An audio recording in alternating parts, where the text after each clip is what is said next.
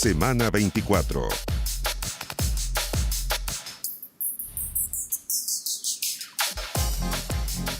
¿Qué tal? ¿Cómo les va? Muy buenos días. Bienvenidos a Semana 24 que hacemos por la pantalla de Televisión Nacional de Chile, Canal 24 Horas y todas nuestras plataformas. Jornada de día domingo, 17 de mayo, un domingo, por cierto, demasiado especial a propósito de lo que pasó el viernes pasado, la determinación que adoptó la autoridad, y escuchemos. De esta pandemia. Y para proteger la salud y la vida de nuestros compatriotas, esta medida de cuarentena era necesaria y se tomó en el momento oportuno.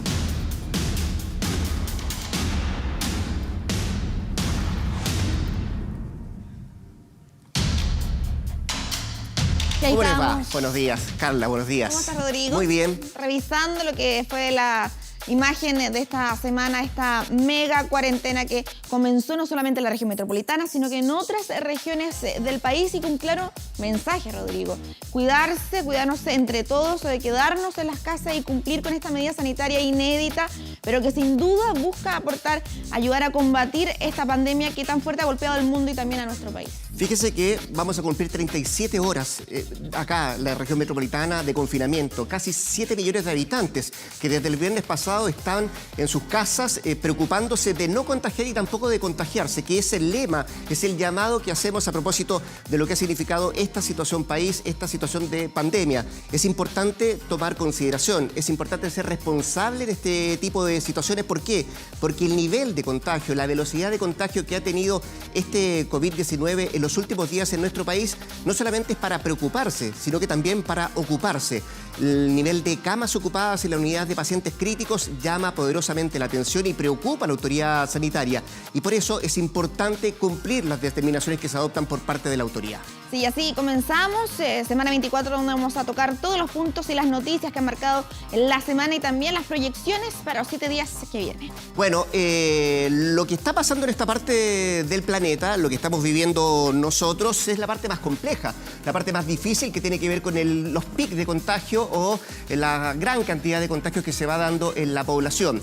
Si cruzamos el Atlántico, lo que está pasando particularmente en Europa y en Asia es una situación totalmente diferente, que tiene que ver con ya haber pasado la etapa del confinamiento y ahora viene el llamado desescalada o desconfinamiento, como le han llamado algunas autoridades de gobierno de países europeos y también de países asiáticos. Pero lo que ha hecho la OMS, la Organización Mundial de la Salud, a fines de esta semana es alertar, es advertir de la posibilidad de un rebrote.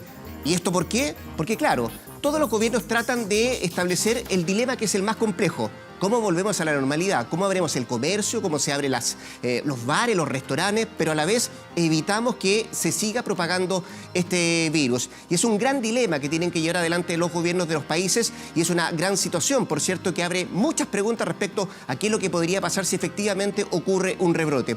Lo que ha querido decir también la Organización Mundial de la Salud, desde el punto de vista sanitario, es que hay algo que es positivo, que esos países, los asiáticos en particular, que han tenido algún rebrote en los últimos días, tienen ya la experiencia de haber visto y haber vivido los primeros días que tienen que ver con los primeros contagios, con los primeros grandes contagios en diferentes países. Seguimos avanzando con otras noticias que también marcaron. A raíz de esta mega cuarentena hay cambio en los permisos, en las restricciones también para obtener permisos temporales a la hora de poder realizar algunos trámites necesarios, como ir a comprar alimentos, ir a comprar remedio. ¿Qué pasa con las visitas al médico? Pues bien, la autoridad ha señalado que se restringen estos permisos que antes podían ser 7 a la semana, Rodrigo, ahora son 5.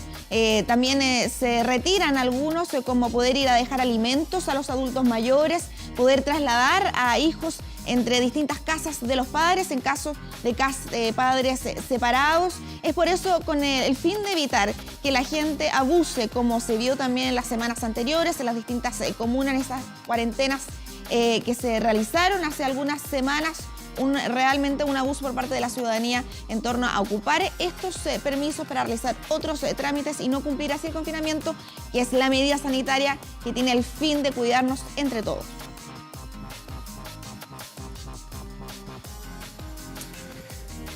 Vamos al Palacio de Gobierno porque ayer supimos una cifra preocupante, la mayor cifra de víctimas fatales en nuestro país a propósito de este COVID-19. En próximos minutos vamos a tener un nuevo balance de la autoridad sanitaria ahí, en el Palacio de Gobierno. Saludamos a Juan Carlos Alarcón. ¿Qué tal, Juan Carlos? ¿Cómo te va? Buenos días. Hola, muy buenos días para ambos. Tenemos muchísimo de qué hablar. ¿Qué va a pasar, por ejemplo, con la cuenta pública? ¿Pudiera ser por primera vez que el presidente no vaya a Valparaíso? ¿Con qué ministros tuvo contacto no solamente Rabindranath Quintero, sino que el senador Jorge Pizarro, que en las últimas horas ha dado positivo para COVID-19? Ya se los voy a ir contando y lo vamos a ir conversando mientras esperamos esta nueva cuenta del Ministerio de Salud que va a ser, se nos ha confirmado, cerca de las 11:30 aproximadamente, para que vayamos encajando los tiempos. Las cifras más importantes, más contundentes, que ayer nos reportaba mi colega Carla Parra del Palacio de la Moneda y que no se nos debe olvidar, es que hay 27 personas fallecidas en el último conteo, este corte, este cierre que se hizo el día viernes a las 21 horas. 27 personas, es decir, la cifra más alta de fallecidos en 24 horas que se tenga registro desde el 3 de marzo con el inicio del caso cero, ese llamado caso cero de esos médicos de Talca, cuando se empezó entonces con el primer caso confirmado de COVID-19 en nuestro país. Esa es la cifra contundente, la cifra que nos golpea en la cara, de cara, valga la redundancia, a esta mega cuarentena en 38 comunas de la región metropolitana, además de Iquique y Alto Hospicio. Ayer se hicieron algo así como cerca de 8.800 test, casi 3.000 o 4.000 menos que en jornadas anteriores. Esto tiene una razón o tiene varias variables, que por lo menos hay 5 laboratorios que están fuera de combate, que no cumplieron con los estándares del Ministerio de Salud. Por lo tanto, la cantidad de test, que en algún momento sobrepasó los 15.000, bajó a cerca de 8.800, en términos de que el MinSal ha dicho que la proporcionalidad, es decir, el volumen de test para realizar, se va a ir retomando de manera paulatina. Por eso es que los contagios ayer bajaron de los 2.000. Pudiera ser una de las variables, por lo tanto, dice la autoridad, no hay que sacar ningún tipo de cuenta, porque puede ser un número, un hecho esporádico a raíz de que estos 5 laboratorios están fuera de combate. Entremos en el área más política, ¿les parece? Que tiene que ver con esta polémica que ha habido por el senador Rabindranath Quintero, ¿cierto? Recordemos que él estuvo en varias comisiones durante la semana, es vicepresidente del Senado, vale decir, está en la testera durante toda la semana, y él viajó, se hizo el PCR acá en Santiago, volvió a su domicilio particular en la ciudad de Puerto Montt, en el senador por la región de Los Lagos, pero antes de conocer el resultado, él se subió a un avión y viajó, yendo específicamente en contra de lo que dicta el protocolo, porque todos los médicos, infectólogos, virólogos y urgencistas dicen, si usted se va a hacer el PCR por el motivo que sea, preventivo, por sospecho, porque tiene los síntomas, tiene que actuar como si tuviera la enfermedad. Pues bien, a raíz de ese positivo del día jueves, se le encargó a varios miembros del Senado que se fueran a realizar el test, específicamente a partir del jueves. Es el caso del senador Jorge Pizarro, quien se realizó el PCR el día viernes y ayer por la noche, día sábado, arrojó positivo para COVID-19. ¿Cuál es el problema? Que el senador Pizarro es parte y presidente de la Comisión de Hacienda, y ustedes saben que la discusión política durante la última semana en el Parlamento fue el ingreso familiar de emergencia. ¿Qué significa esto? Que el senador Pizarro estuvo en contacto con al menos 3 ministros, el ministro de Hacienda Ignacio Briones, con el ministro Felipe Ward y con el ministro Sichel de Desarrollo Social. Según lo que yo he podido reportear hasta el momento, he podido conversar con parte del Ministerio de Desarrollo Social, el ministro Sichel se hizo el PCR y dio negativo.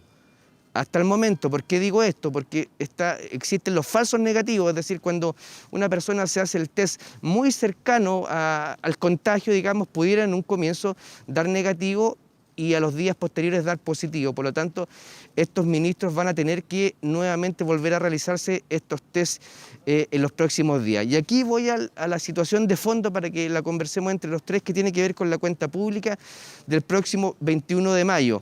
El Senado ha sido cerrado, ¿cierto?, a raíz del caso del senador Quintero, y a propósito también se suma el caso del senador Pizarro. Para que la cuenta pública no se realice en Valparaíso debe haber una reforma constitucional, pues eso está por ley de la República, digamos. Debe haber una reforma para cambiar esa situación. ¿Podrá hacerlo el presidente de manera telemática? ¿Podrá hacerlo desde su despacho del Palacio de la Moneda sin siquiera tener que ir a Valparaíso? Bueno, esa es la discusión y también la noticia que se produce también en el Palacio de la Moneda cuando estamos a un par de días, a menos de 5 días de esa cuenta pública. Bien, Juan Carlos, seguiremos atentos también a lo que ocurra en el Palacio de Gobierno cuando comiencen a llegar las autoridades para realizar este balance. En cualquier minuto retomamos el contacto contigo. Que tengas buenos días. Buenos días. Es importante saber varias cosas, lo que decía Juan Carlos, cómo vamos a ir anticipando situaciones. Por lo pronto hay cosas que se van a tener que ir resolviendo de aquí en adelante. Revisemos, por ejemplo, lo que trae las portadas de los diarios hoy día para ir detallando, por lo pronto, la situación de la actualidad en nuestro país. Bueno, hoy día el diario El Mercurio, en su principal titular, destaca: en 30 comunas de la región metropolitana, los casos activos de COVID-19 subieron 50% o más solo en una semana. Es el principal titular que destaca El Mercurio, que destaca también que mapa con la evolución de los contagios en la capital. Hay un nuevo récord de fallecidos, intensa fiscalización en las calles a propósito de lo que se determinó el viernes recién pasado, y trasladan a pacientes críticos. Habla incluso quien estuvo a cargo del Colegio Médico, el doctor Enrique París, que dice: pedir que cambien al ministro sería un error garrafal. También destaca la opinión en entrevista que viene el presidente del Banco Central, Mario Marcel. Dice: el shock del coronavirus hacia adelante va a ser más relevante que el efecto de la crisis social.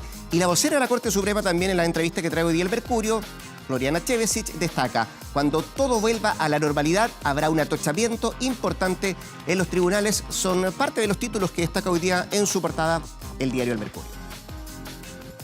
Pasemos a revisar otros diarios, las últimas noticias que destaca la entrevista que hace a Carola Correa, y habla de su separación. Nuestros intereses comenzaron a ser distintos. En otras noticias que destaca este diario: matemático chileno propone fórmula para celebrar en el fútbol. Muchos que viven esta cuarentena también tratan de distraerse. Telsa, el pulpo fantasma. Sepa quién es usted en una videoconferencia, algo que los distintos chilenos también han ido familiarizándose para poder conectarse con sus familiares, sus amigos y mantener esta vida social. Solamente distanciamiento físico, pero no social, Rodrigo. Así es, bueno, decíamos y lo adelantaba Juan Carlos Alarcón hace pocos minutos, vamos a tener luego un balance sanitario respecto a lo que está pasando a nivel país, a nivel de la región metropolitana, también con los nuevos casos que va a dar a conocer la autoridad sanitaria. Pero él también adelantaba qué es lo que va a pasar en los próximos días. Sabemos que hay 2 parlamentarios, 2 senadores en lo específico, que han dado positivo con COVID-19. Queremos hablar de este tema, por cierto, también de los proyectos de ley que se vienen adelante con el ministro secretario general de la Presidencia, Felipe Guara, quien ya lo tenemos en contacto a distancia de manera remota. ¿Qué tal, ministro? ¿Cómo le va? Buenos días. Muchas gracias por atendernos. Buenos días, ¿cómo están ustedes? Efectivamente, de forma remota, pero disponible para conversar sobre todos los temas que quieran. De todos los temas que queramos, quiero partir por algo que está ahí fresquito, ministro. Tiene que ver con la última información respecto a que el senador de la Democracia Cristiana, Jorge Pizarro, también dio positivo por COVID-19, al igual que Rabindranath Quinteros, el parlamentario socialista de la zona sur. 2 casos ya en el Congreso. Me imagino que usted, que es el puente entre el Ejecutivo y el Legislativo, me imagino que preocupa, tomando en cuenta lo que nos adelantaba nuestro compañero Juan Carlos Alarcón de la cuenta pública del 1 de junio, pero por sobre todo también una cuestión bien particular y personal, ministro. Usted tuvo contacto con el senador Pizarro, ¿no? Sí, efectivamente, bueno, se han tomado todos los resguardos en el Congreso. Usted sabe que está habilitado además el voto telemático desde hace algunas semanas, de forma de poder cumplir con la tramitación de los proyectos de ley y también cuidar lo importante, que es la vida y la salud de las personas. Y sí, efectivamente participé de las sesiones de sala y de comisión, me hice el examen correspondiente esta misma semana, di negativo, lo mismo los ministros que fueron parte de esas sesiones y comisiones, de la sala y de la Comisión de Hacienda, y obviamente que estamos muy atentos, le vamos entregando información permanentemente a la subsecretaria de Salud. Estamos también en contacto con la Seremi de Salud, de forma de que se haga la trazabilidad de las personas que estuvieron en la sesión de sala, esto respecto al senador Quintero y también al senador Pizarro, y especialmente en la Comisión de Hacienda, quienes estuvimos, yo estuve algunos minutos también en la tramitación del veto, previo a que pasara a la sala, así que a disposición para hacernos el examen de nuevo. Obviamente que hay que resguardar que finalmente quienes estuvimos presencialmente en ese lugar tengamos certeza de que no tenemos coronavirus, y de esa forma creo que el examen hay que seguir haciéndolos de forma periódica. Ministro, deje quedarme un poco porque la situación del senador Quinteros con la del Pizarro son totalmente diferentes, y quería preguntarle a propósito del caso del senador Quinteros del Partido Socialista. ¿Fue imprudente el senador en viajar en avión subiéndose sospechoso de contagio y sin esperar el resultado de irse a su casa? ¿Fue un poco imprudente como lo han calificado algunos? Sí, usted sabe que las palabras sacan palabras, y obviamente que acá lo que corresponde es esperar el resultado de las investigaciones. Aquí posiblemente exista un sumario sanitario. Aquí se le había hecho el examen. Él dice que recibió una recomendación, o más bien le dijeron que no había ningún problema en que viajara, y eso puede haber puesto en riesgo a las personas que iban también en el avión. Así que yo preferiría reunir más antecedentes antes de calificar esta situación. Obviamente que nos preocupa lo ocurrido. Yo intenté comunicarme con el senador, no he logrado hacerlo, voy a seguir intentando comunicarme con él, pero naturalmente que acá, que esto nos sirva de ejemplo. Si hay una persona que tiene alguna sospecha, se ha hecho un examen, lo que debe hacer, y es lo que establecen los protocolos sanitarios, es guardar la cuarentena preventiva. Claro, y en este caso hubo un viaje en avión. Lo que señala el senador es que recibió esta autorización o esta sugerencia, o más bien le dijeron que no había ningún problema desde el recinto médico, según entiendo, hospitalario donde se hizo el examen, pero aparece con el paso de las horas y con el paso de los días que eventualmente no fue la mejor decisión, y él ha señalado de que si provocó algún riesgo, algún problema, por supuesto que no fue su intención. Así que esperemos el resultado eventualmente del sumario sanitario. Aquí las autoridades sanitarias son las que tienen que pronunciarse, y lo que hay que evitar es que esto vuelva a ocurrir. Aquí ya hay más de un senador que está contagiado, y son senadores que han estado durante la semana con muchas personas, tanto en la sala como en la Comisión de Hacienda. Así que esperamos que todos quienes estuvieron en situación cercana, aquí hay una definición médica del contacto cercano, del contacto estrecho, más allá de lo que el castellano indique, pero por prudencia se nos ha recomendado a todos hacernos el examen, y lo mismo hizo el senador Pizarro, que efectivamente, como usted señala, son dos situaciones distintas, pero en virtud de lo que ocurrió con el senador Quintero fue que el senador Pizarro procede a hacerse el examen y resulta positivo. Ministro, ¿hay preocupación por parte del gobierno y de su cartera principalmente en cómo seguir trabajando con un Congreso que hasta el momento tiene paralizado de manera presencial el Senado por 15 días, y con varios también parlamentarios con cuarentena preventiva, a la espera también de realizarse este PCR? ¿Cómo se proyecta el trabajo legislativo los próximos días? Hemos tenido muy buena coordinación con la presidenta del Senado, con el presidente de la Cámara. Acá hay dos principios que tienen que gobernar las decisiones. Uno, cuidar la vida y la salud de las personas, no solamente parlamentarios, sino que funcionarios y todos quienes trabajan en el Parlamento. Y lo segundo, darle continuidad al trabajo legislativo. Y creo que las mesas de ambas corporaciones han tomado buenas decisiones. Hemos estado permanentemente en contacto con ellos. Para la semana que viene entiendo que ya está decidido funcionar únicamente de manera telemática. Por suerte, yo diría, no por suerte únicamente, sino que gracias a una buena decisión, el Parlamento logró aprobar esta capacidad que ahora tienen en virtud de una reforma constitucional para poder funcionar de forma telemática y de forma presencial, o de forma telemática cuando la situación sanitaria así lo amerite. Entonces, claro, nos preocupa obviamente lo que va a ocurrir, pero está garantizada la continuidad del trabajo legislativo. Ya tenemos tabla para la semana que viene. Hay una serie de proyectos importantes como el Servicio de Protección de la Niñez, que debe ser despachado eventualmente del Congreso. Y gracias a este trabajo que se hace de manera telemática, donde los parlamentarios, tanto los diputados como los senadores, pueden estar físicamente en un lugar distinto al Valparaíso, se autoriza esa votación. Eso ha funcionado ya durante varias semanas, y creo que eso es lo que va a ocurrir en las próximas semanas, yo creo, durante probablemente lo que queda de mayo, al menos en el Parlamento. Ministro, pensar siquiera lo que puede ocurrir mañana o pasado mañana es bien relativo, ¿eh? Porque la incertidumbre es algo que es lo que está latente, no solamente por decisiones políticas que se tengan que tomar, sino que también por decisiones sanitarias. Y a propósito de eso, porque una cosa es la continuidad legislativa, de la cual usted dice que está garantizada, pero otra cosa es lo que se nos puede venir para el 1 de junio. Se lo mencionaba al inicio de esta conversación. ¿Hay siquiera idea de que esto se pueda llevar adelante? Me estoy refiriendo a la cuenta pública, por cierto, en Valparaíso. Y se lo pregunto por dos cosas: por la situación país, por lo que hemos visto y estamos conversando a propósito del contagio de estos dos senadores, y porque, de acuerdo a los números que ha entregado la autoridad sanitaria, Valparaíso también se está transformando en un foco importante de propagación del virus. ¿Esos tres elementos ponen en riesgo que la cuenta pública se lleve adelante en la quinta región?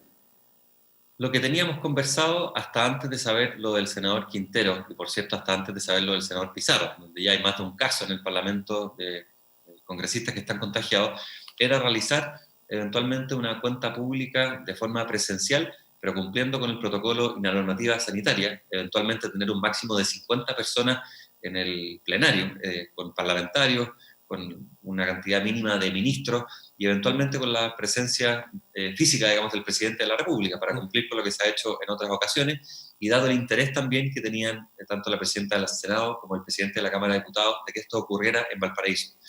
Yo no quiero decirle que esa decisión cambió porque hay que conversarlo con el presidente, es una conversación que vamos a tener hoy día en la tarde, también mañana, pero naturalmente que aquí volvemos al principio que yo le anunciaba hace un rato. Nada puede realizarse si finalmente eso va a implicar poner en riesgo la salud y la vida de las personas.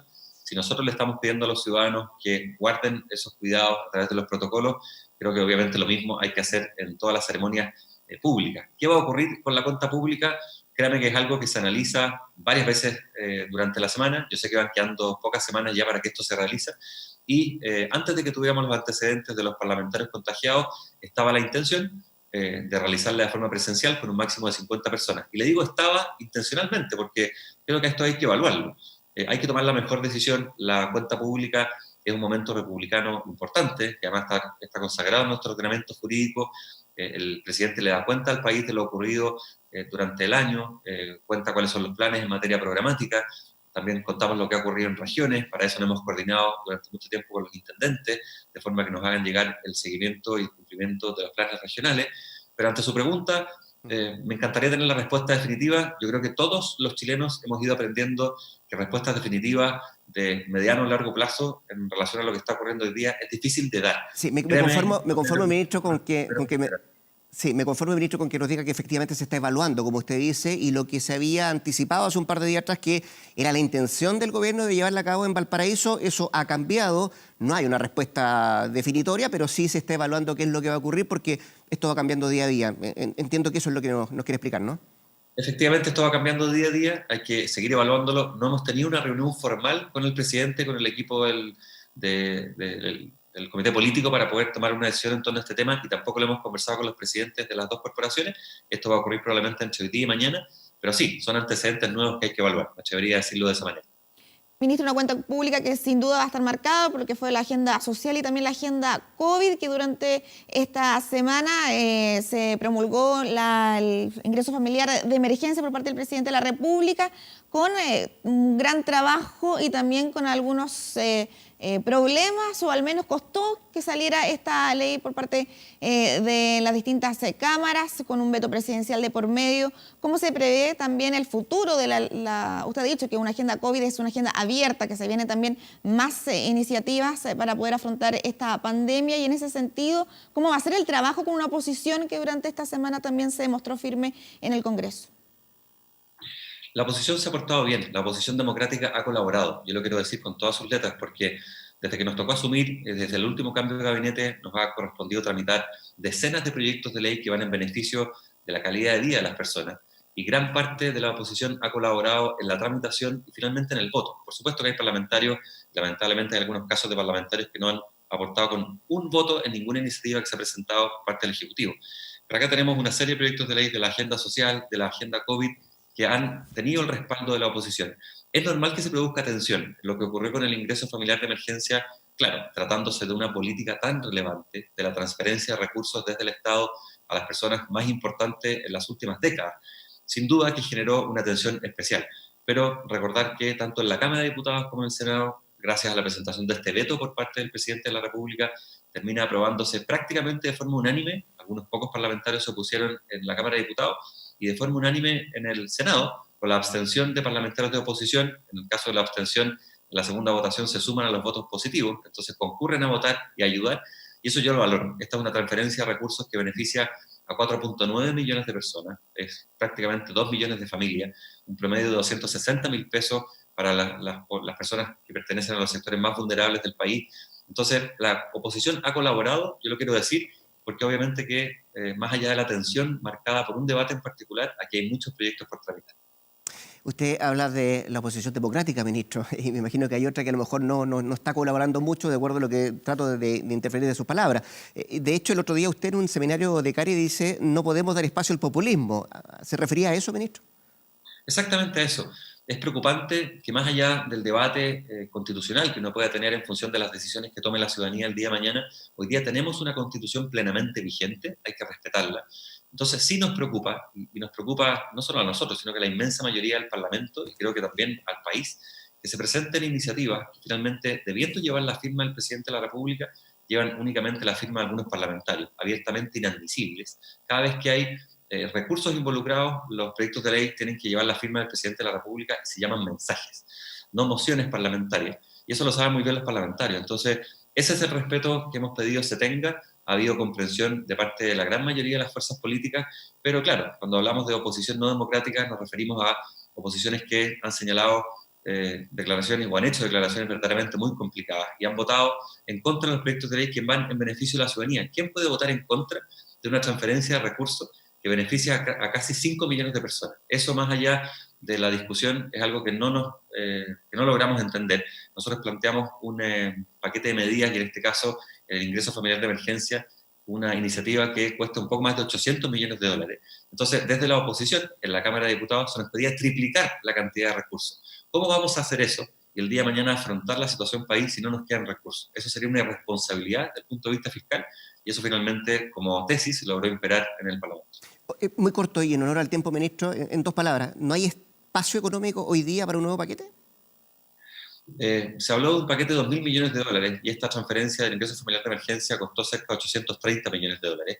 No tenemos hoy día un listado de iniciativas que vayan a ser presentadas prontamente al Parlamento, más allá de las que se encuentran en discusión, pero sí hay recursos para que el día de mañana, de continuar, por supuesto, esta situación que está afectando a las familias, podamos pensar en nuevas medidas. Eso creo que es razonable. Creo que no tendríamos cara como gobierno si decimos el día de mañana, en función de lo que aprobamos en mayo en el Parlamento, ya no hay recursos para el segundo semestre para las familias más vulnerables. Creo que esa sería una respuesta que nadie comprendería. Entonces, si contestando su pregunta, si bien hoy día no hay un paquete de medidas que esté por ingresar al Parlamento, la agenda COVID es una agenda abierta, se nutre de las iniciativas parlamentarias que nos pueden hacer llegar como planteamientos al gobierno y también de los requerimientos que van surgiendo en función de la contingencia. Todos vamos aprendiendo respecto a lo que está ocurriendo en Chile y en el mundo y las decisiones se van tomando todos los días. Agradecemos al ministro secretario general de la Presidencia, Felipe Ward, el haber conversado con Semana 24. Gracias, ministro. Mucha suerte para lo que viene. Tengan buen día. Muchas gracias a ustedes. Que esté bien. Nosotros seguimos avanzando también en otras noticias. Un fin de semana donde a la región metropolitana enfrenta esta mega cuarentena, más de 700 personas detenidas en las últimas 24 horas por no cumplir estas medidas sanitarias. Está Rodrigo Pérez ahí en Maipú en una de las fiscalizaciones que están realizando durante esta jornada. Rodrigo, muy buenos días. ¿Qué tal? Buenos días. Comuna de Maipú, aquí en la plaza de Maipú, en 5 de abril con pajaritos. Es el trabajo que a esta hora realiza Carabineros junto con Ejército para así controlar este punto de fiscalización y también la comuna de Maipú, que es segunda jornada ya que se mantiene en cuarentena, al igual que en total las 38 comunas de la región metropolitana. Pero vamos a conocer el balance, cómo ha estado aquí la situación. Es por eso que estamos con el teniente coronel Gonzalo Urbina de la prefectura Rinconada de Maipú, para que nos cuente cómo ha sido aquí los puntos de fiscalización en este punto de la capital. ¿Qué tal? Buenos días. Hola, buenos días. Bueno, hoy día es el segundo día de controles que tenemos. Tenemos un control masivo aquí en el sector de Plaza Maipú, que es un punto neurálgico aquí de la comuna, donde por ser día domingo, de todas maneras, igual ha habido poca afluencia de público y de locomoción colectiva, pero pese a eso, hasta este minuto llevamos 19 detenidos por personas, ¿no es cierto?, por incumplimiento a la normativa de poder transitar en la vía pública sin su salvoconducto. Son 19 personas durante la mañana, el transcurso. ¿Cómo ha sido también el balance durante la noche, por ejemplo? Bueno, hoy día durante la mañana, ya en este momento llevamos 19 detenidos en este punto. Respecto a la primera noche y la segunda noche de cuarentena, podemos señalar, claro, el primer día tuvimos cerca de 83 detenidos por incumplimiento a esta norma, ¿no es cierto? Y anoche bajó un total de 17 respecto a los controles y las fiscalizaciones que se están haciendo durante la noche, donde obviamente hubo una reducción de personas y vehículos transitando durante la noche y también obviamente se vio reflejado la cantidad de detenidos. ¿Cuáles son las principales excusas, podríamos decir, que entrega la gente cuando no mantiene los documentos, cuando ustedes ya tienen que proceder? A ver, dentro de la excusa, ¿no es cierto?, muchos señalan que se han desconocer la situación, Otro grupo de detenidos, ¿no es cierto?, señala en el sentido de que pese a contar con un salvoconducto de poder transitar de su lugar de trabajo a su domicilio, se salen de este trayecto directo, ¿no es cierto?, y pasan a casa de familiares o amigos con la excusa de poder entregar algún insumo o encargo, ¿no es cierto?, encomendado a esta persona. Y ustedes también realizan fiscalizaciones a todo tipo de personas, conductores, también motociclistas. Hemos visto que también a los propios trabajadores, por ejemplo, de delivery.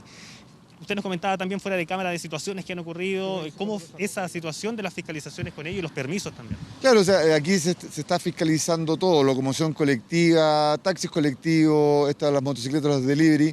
Hay una situación especial que ocurre en Maipú, ¿no es cierto?, que muchos de los delitos que se cometen aquí en la comuna son, generalmente, parte de ellos son cometidos por personas que utilizan la chaqueta o los logotipos, ¿no es cierto?, de estas empresas, por lo cual obviamente igual son fiscalizados, pese a, ¿no es cierto?, que tienen una facilidad respecto a la misión que están cumpliendo, todo el mundo se está siendo fiscalizado. Taxis colectivos, la misma situación, ¿no es cierto?, tanto el conductor como, ¿no es cierto?, los pasajeros que transitan en el interior de estos vehículos y, como ustedes lo están viendo, ¿no es cierto?, los vehículos de locomoción colectiva, para fiscalizar que se cuente con que los pasajeros anden con su mascarilla, estén cumpliendo con las medidas de protección y obviamente para verificar si también están transitando con su respectivo salvoconducto. Y la cantidad de permisos que se han solicitado en las últimas horas o en las unidades policiales, ¿cómo se ha visto ahí la cantidad de personas?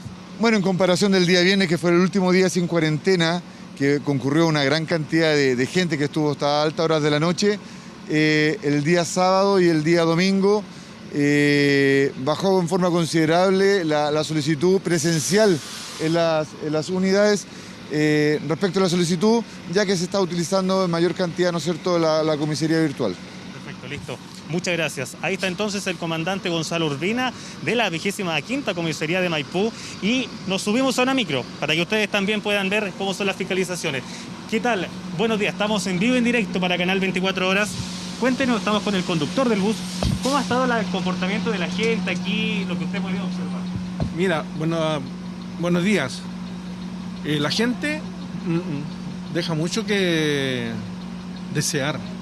Porque tú y yo en la mañana salí a las 6 de la mañana y lleno con un B9, igual que este, que hace como 170 pasajeros, lleno. En la Alameda, lleno. Y seguí lleno prácticamente hasta allá, hasta Américo Vespucio con 20 curas. La gente no... O sea, no tiene el conciencia. respeto de la cuarentena a su percepción. No hay respeto. No hay respeto. La gente usa las medidas de seguridad sanitaria, la mascarilla, por ejemplo. ¿Qué ha podido observar? Bueno, yo a los que no tienen mascarilla le hago así y no lo subo, no suben al bus nomás. ¿Ya? Y muchas veces ando con mascarilla, por ejemplo con personas adultas, yo les paso la mascarilla y se las doy. Cuéntanos un poco, ¿Usted mismo le entrega la mascarilla? Sí, yo mismo le entrego la mascarilla. A mujeres embarazadas igual. Me ha tocado 3 veces. Muchas gracias. Ahí está, por su tiempo, explicando la situación aquí en uno de los buses del recorrido. 106-405 del sistema Red. Ahí conocíamos el testimonio de una de las personas que incluso les entregaba la mascarilla a las personas. Y aquí estamos viendo el procedimiento también que está realizando Carabineros, donde solicita los distintos documentos. Comandante, estamos viendo aquí una persona que fue detenida, conducida. Claro, en este momento, como les explicaba anteriormente, respecto a la fiscalización que se está haciendo a los buses de locomoción colectiva y a sus pasajeros, en este momento tuvimos 2 detenidos, ¿no es cierto?, que circulaban al interior de esto sin su respectivo salvoconducto. Ahora, el procedimiento que se realiza aquí para que la gente también pueda entender cuál va a ser el paso acá. Bueno, una vez que se fiscaliza, ¿no es cierto?, el motivo por el cual está circulando y no presenta su salvoconducto, en este momento, ¿no es cierto?, es ingresado a un vehículo policial donde se le toman sus antecedentes en espera, ¿no es cierto?, de poder ser trasladado a la unidad, donde en definitiva se pone a disposición de la Fiscalía, se esperan instrucciones del fiscal, ¿no es cierto?, y se da la cuenta respectiva, ¿no es cierto?, y muchas veces quedan en libertad, en espera de citación, y de esta situación también se informa, ¿no es cierto?, a la autoridad sanitaria respecto al incumplimiento de esta norma. Ahí está entonces un procedimiento donde no mantenía los distintos documentos que son importantes para estar y que en este caso entonces pasa con su detención. Pasa su detención, se le informa a la Fiscalía, ¿no es cierto? Y quedamos en espera de instrucciones del fiscal que generalmente quedan apercibidos al artículo 26, que quiere decir que quedan en libertad y citados a la Fiscalía posteriormente. Muchas gracias. Ahí está entonces otra de las situaciones que ha ocurrido. Nosotros vamos a seguir mostrando las distintas fiscalizaciones que se están realizando en este punto de la capital. La comuna de Maipú es la segunda jornada que se mantiene ya en cuarentena, donde incluso la propia alcaldesa hizo llamados durante varias semanas para que ocurra esta situación. Sí, te escucho. Rodrigo, a través de tu cámara también, y tú sí has podido ver en el reporteo el cumplimiento de esta cuarentena, porque al menos nosotros los traslados que hemos hecho vemos un flujo vehicular que no va acorde a una mega cuarentena, más de 38 comunas, al menos en la región metropolitana. Ayer lo decía la subsecretaria de Salud Pública, no podemos tener un fiscalizador en cada esquina, es responsabilidad de cada uno. ¿Cómo se ve, cómo lo estás tú viendo las calles de Santiago? Realizamos un recorrido, comenzamos en la comuna de Providencia, vimos algunos vehículos que estaban a esa hora transitando. Después hicimos el recorrido por la Alameda, pasamos también la avenida Pajaritos hasta que llegamos aquí a la plaza de Maipú y también hemos visto automóviles, personas que incluso están transitando y hay locales comerciales también aquí que están atendiendo al público aquí en la plaza de Maipú. Hay una farmacia, un supermercado que hay que ingresar por un subterráneo, también un local de comida rápida, donde hay personas que finalmente el llamado que se realiza de quedarse totalmente en casa, igual manera hay personas en la calle. Con la situación que ha ocurrido en la comuna de Providencia, durante las últimas 24 horas se detuvieron a 18 personas por el artículo 318. ¿Cuál es el artículo 318? Por infringir las normas sanitarias. Hay otro artículo que es el 316 y que es para las personas que son sorprendidas con la enfermedad. Hay casos, han ocurrido en medio de fiscalizaciones, pero son procedimientos distintos y también protocolos diferentes los que se realizan. Y en la comuna de Providencia también se realizaron más de 700 controles. Y aquí en la comuna de Maipú, ya lo escuchábamos, solamente durante esta mañana han habido más de casi 20 personas detenidas. Durante la noche incluso se realizaron 189 controles en total, con 17 personas detenidas durante la noche. Y también durante la jornada del sábado hasta las 20 horas, o sea, ayer, en la prefectura Rinconada de Maipú, se realizaron un total de 1.213 controles con 82 personas detenidas de diferentes delitos, el artículo 318, también por la infracción a la ley 20.000 de drogas, también receptación, amenazas, portar arma blanca, que son los distintos controles que Carabineros realiza junto con el Ejército y que después de estas fiscalizaciones arrojan estos distintos delitos. Rodrigo. Es el panorama, es lo que ustedes están observando a esta hora aquí en la comuna de Maipú con estas fiscalizaciones que se realizan en este punto. Sí, quería preguntarte a propósito de lo que tú nos estás dando cuenta, porque una cosa es efectivamente cuánta gente anda en la calle, a pesar de que estamos en cuarentena, en esta mega cuarentena, sigue saliendo por las calles. Y otra cosa es lo que se habían quejado los alcaldes en días anteriores, que había poca fiscalización. En ese mismo recorrido que tú has hecho, pasaste por Providencia, ahora estás en Maipú, ¿pudiste ver que los puntos donde se hacen los controles son los mismos que antes o hay nuevos puntos de control o de fiscalización por parte del Ejército, por parte de la Policía de Investigación y también Carabineros? Son puntos de fiscalización que van cambiando. Partimos ahí en Tobalaba con Providencia, después muy cerca de la estación Los Leones había otro punto de fiscalización, también en la Alameda con Los Héroes había otro punto de control y después, que yo recuerde, directamente cuando llegamos acá, son puntos que van también cambiando. Hemos encontrado otros puntos de fiscalización en la comuna de Estación Central en jornadas anteriores, pero esta situación sin duda alguna que va variando. Vamos a ver si podemos conversar también con las personas para que nos cuenten cómo han sido todos estos controles que se están realizando aquí. Hola, ¿qué tal? Bien breve, cuéntame. ¿Hacia dónde vas tú? Voy a cargar agua purificada. Último minuto. Y nos vamos al Palacio de Gobierno. Va a comenzar el balance de la autoridad sanitaria como todos los días. Escuchamos al subsecretario de Redes Asistenciales, Arturo Zúñiga. Vamos a dar cuenta del reporte diario acerca de esta pandemia por coronavirus, en donde siempre comenzamos con un reporte desde el lado internacional y posteriormente continuar con nuestro reporte en relación a la situación de nuestro país. Quisiera detenerme un poco antes en cuanto a dos etapas que se entrelazan en este combate contra la pandemia por coronavirus. La primera etapa es la etapa de contención, que la vivimos desde ya los primeros días acerca de este descubrimiento de nuestro virus. Estamos hablando de las primeras semanas de febrero, en donde se establecieron diferentes medidas para poder contener la propagación de este virus. Y es así como vimos medidas que incluían aduanas sanitarias en los aeropuertos de nuestro país, que incluían medidas de trazabilidad muy potentes para poder ir cerrando cada uno de los clústeres en donde se descubría un brote por coronavirus, y así sucesivamente se fueron dando otras medidas de contención. Pero esas medidas de contención, que si bien se siguen realizando, se empiezan a entrelazar con medidas de mitigación. Y esas medidas de mitigación, por orden del presidente Sebastián Piñera, se han instalado desde ya hacia muy temprano. Estamos hablando de los primeros días de febrero que nosotros nos empezamos a preparar, y estoy hablando de preparar a nuestra red asistencial integrada COVID-19. ¿Y de qué se trata esta preparación? Ustedes lo pudieron ver, comenzamos muy temprano con simulacros, comenzamos con capacitaciones, y ahora se está viendo ya en la práctica. ¿En qué sentido?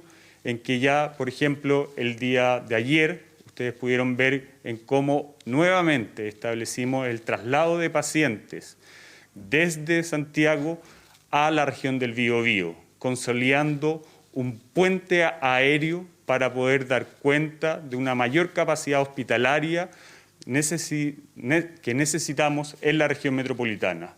Y esto se va haciendo en cada una de las regiones del país en la medida que sea necesario poder contar con mayor camas para poder darle el cuidado necesario a cada uno de los pacientes. Esto ustedes lo vieron hace ya un mes atrás, que ocurrió con bastante frecuencia desde Punta Arenas hacia Santiago. Ocurrió desde Temuco hacia Puerto Montt. Y ahora está ocurriendo desde Santiago hacia otras regiones del país, tal como lo vimos en las imágenes, hacia la región del Biobío, así como también hacia la región de O'Higgins. Pero eso no es todo. También nosotros hemos visitado hoy el nuevo centro asistencial de Ñuñoa, que se abrió específicamente para poder atender estos casos de coronavirus. Y nosotros damos cuenta de que hay un aumento de 25 camas a la red asistencial con el objetivo de poder ayudar a los hospitales. Este centro asistencial de Ñuñoa va a permitir que hospitales puedan trasladar pacientes hacia este centro asistencial con el objetivo de disminuir su ocupación. Y con esa disminución de ocupación poder atender a aún mayor cantidad de pacientes a propósito de esta pandemia por coronavirus. Y eso no es todo. También hoy día en la mañana hemos recorrido el nuevo Hospital Metropolitano de Providencia. Un hospital metropolitano que, como ustedes recuerdan, fue la casa por casi 10 años del Hospital Félix Bulnes, que se cayó para el terremoto, y que a propósito del recientemente inaugurado centro de Cerro Navia, el nuevo Hospital Félix Bulnes, este Hospital Metropolitano en Providencia se readecuó completamente y va a ser un centro hospitalario para coronavirus. Ustedes pueden ver, ese hospital va a contar con 46 camas de cuidados intensivos. Hoy día ya está recibiendo pacientes y prontamente vamos a continuar esta ampliación para poder concentrar la atención de coronavirus en un gran porcentaje en este Hospital Metropolitano de Providencia. Y esto engloba todas estas acciones de mitigación que nosotros hemos implementado. Pero esto no se lleva a cabo de un día para otro. Esto requirió una preparación desde comienzos de febrero, desde semanas del verano, en donde más de 360.000 trabajadores de salud empezaron sus capacitaciones. empezaron los simulacros. Y hoy día estamos viendo esos frutos y estamos viendo que cada paciente que ha necesitado una unidad de cuidado intensivo ha podido hospitalizarse con el cuidado necesario. Eso en cuanto a nuestras medidas de mitigación. Paso a dar cuenta ahora al reporte diario, que sigue siendo muy crudo a nivel internacional. Ya registramos más de 4.600.000 personas contagiadas y de esas han fallecido 311.000. Los países que más presentan casos nuevos son Estados Unidos, Rusia, Reino Unido, Brasil, Italia, España, Francia, Alemania, Turquía e Irán. La situación en nuestra región también es bastante difícil. Hemos visto cómo comenzamos en Asia, se trasladó hacia Europa y ahora estamos viendo en el continente de América una cantidad muy importante de contagios que se concentran muy fuertemente en Estados Unidos, que lleva 1.468.577 casos con más de 88.000 fallecidos. En Brasil, 233.000 casos y 15.000 fallecidos. Perú, 88.000 casos y más de 2.500 fallecidos. Ecuador, 32.000 casos con más de 2.600 personas fallecidas. México, 45.000 casos y 4.700 fallecidos. Colombia, casi 15.000 casos y 562 fallecidos. En nuestro país la situación, como lo hemos comentado, ha aumentado bastante los últimos días, las últimas 2 semanas. Y como lo anunciamos ayer, de acuerdo a la cantidad de exámenes informados, que ya hacíamos un llamado, obviamente, a mantener esta guardia, porque eso no marcaba una tendencia, ha sido ratificado el día de hoy, en que hoy día se han registrado 2.353 casos, una cifra nuevamente como la veníamos teniendo los días anteriores, y es por eso que hacemos el llamado a mantener con firmeza las medidas de aislamiento individual, como puede ser el uso de mascarilla, el lavado frecuente de manos, pero también a respetar muy conscientemente las medidas de aislamiento que ha dictado la autoridad sanitaria, especialmente en las regiones, en las ciudades donde nos encontramos en cuarentena. De los 2.353 casos, hay 2.024 casos de personas sintomáticas y 329 casos en personas que no han presentado síntomas. Con esto, el total de personas contagiadas a la fecha es de 43.781 personas. De estas 43.000 personas, hay ya 19.213 personas que se han recuperado. Debemos lamentar el fallecimiento de 29 personas el día de ayer, acumulando un total de 450 personas fallecidas a las fechas por coronavirus. De estas 29 personas, son 24 personas de la región metropolitana, 2 personas de la región de Tarapacá, 1 persona de la región de Antofagasta, 1 persona de la región de la Araucanía y 1 persona de la región de Valparaíso. Tal como ha sido la tendencia, y no solamente aquí en el país, sino que también en Europa y en el resto de los países de nuestro continente, gran parte de estas personas son mayores de 70 años. De las 29 personas que han fallecido el día de ayer, 20 de ellas son mayores de 70 años y gran parte de ellas también con enfermedades de base, como son insuficiencia renal, insuficiencia cardíaca y algunos con cáncer. En relación a la cantidad de pacientes que hoy se encuentran hospitalizados en las unidades de cuidados intensivos, al día de hoy son 769 pacientes, de los cuales 624 se encuentran con apoyo de ventilación mecánica y 131 de ellos en una situación de estado crítico. Tal como lo vimos en un comienzo, todas estas medidas de mitigación, todo este plan que por instrucción del presidente Sebastián Piñera empezamos a llevar a cabo durante las semanas del verano, nos permiten hoy tener 569 ventiladores disponibles para poder acudir a cualquier región del país. Ustedes lo vieron con los traslados de pacientes y así también lo vamos a hacer con los traslados de ventiladores para apoyar hoy especialmente a la región de Tarapacá, a la región de Iquique y a la región metropolitana. En cuanto a la red de laboratorios por PCR, el día de ayer nuevamente hicimos una gran cantidad de exámenes, fueron 13.171 exámenes por PCR, acumulando 363.496. Esto es una cifra que nos ubica en el primer lugar de los países de la región y, como lo anticipamos ayer, esto explica gran parte de que seguimos con un aumento, con una cantidad de casos importantes de contagio en el país. Por lo cual reitero e insisto en el llamado a mantener los cuidados, a ser responsable no solamente con uno mismo, sino que con el prójimo, con los adultos mayores, que son quienes más cuidado necesitan, debido a que son ellos los que también van a necesitar de una cama de hospitalización cuando sean contagiados. Cedo la palabra para poder responder sus preguntas. Buenos días. Bueno, las cifras son bastante duras, como usted dice. Hoy día el número más grande de fallecidos, ayer había sido ya un número considerable. Tengo dos preguntas. La primera tiene que ver, ayer veíamos el esfuerzo que se hacía para trasladar a 3 personas de la región metropolitana hacia el Biobío, un esfuerzo tremendo, multifactorial.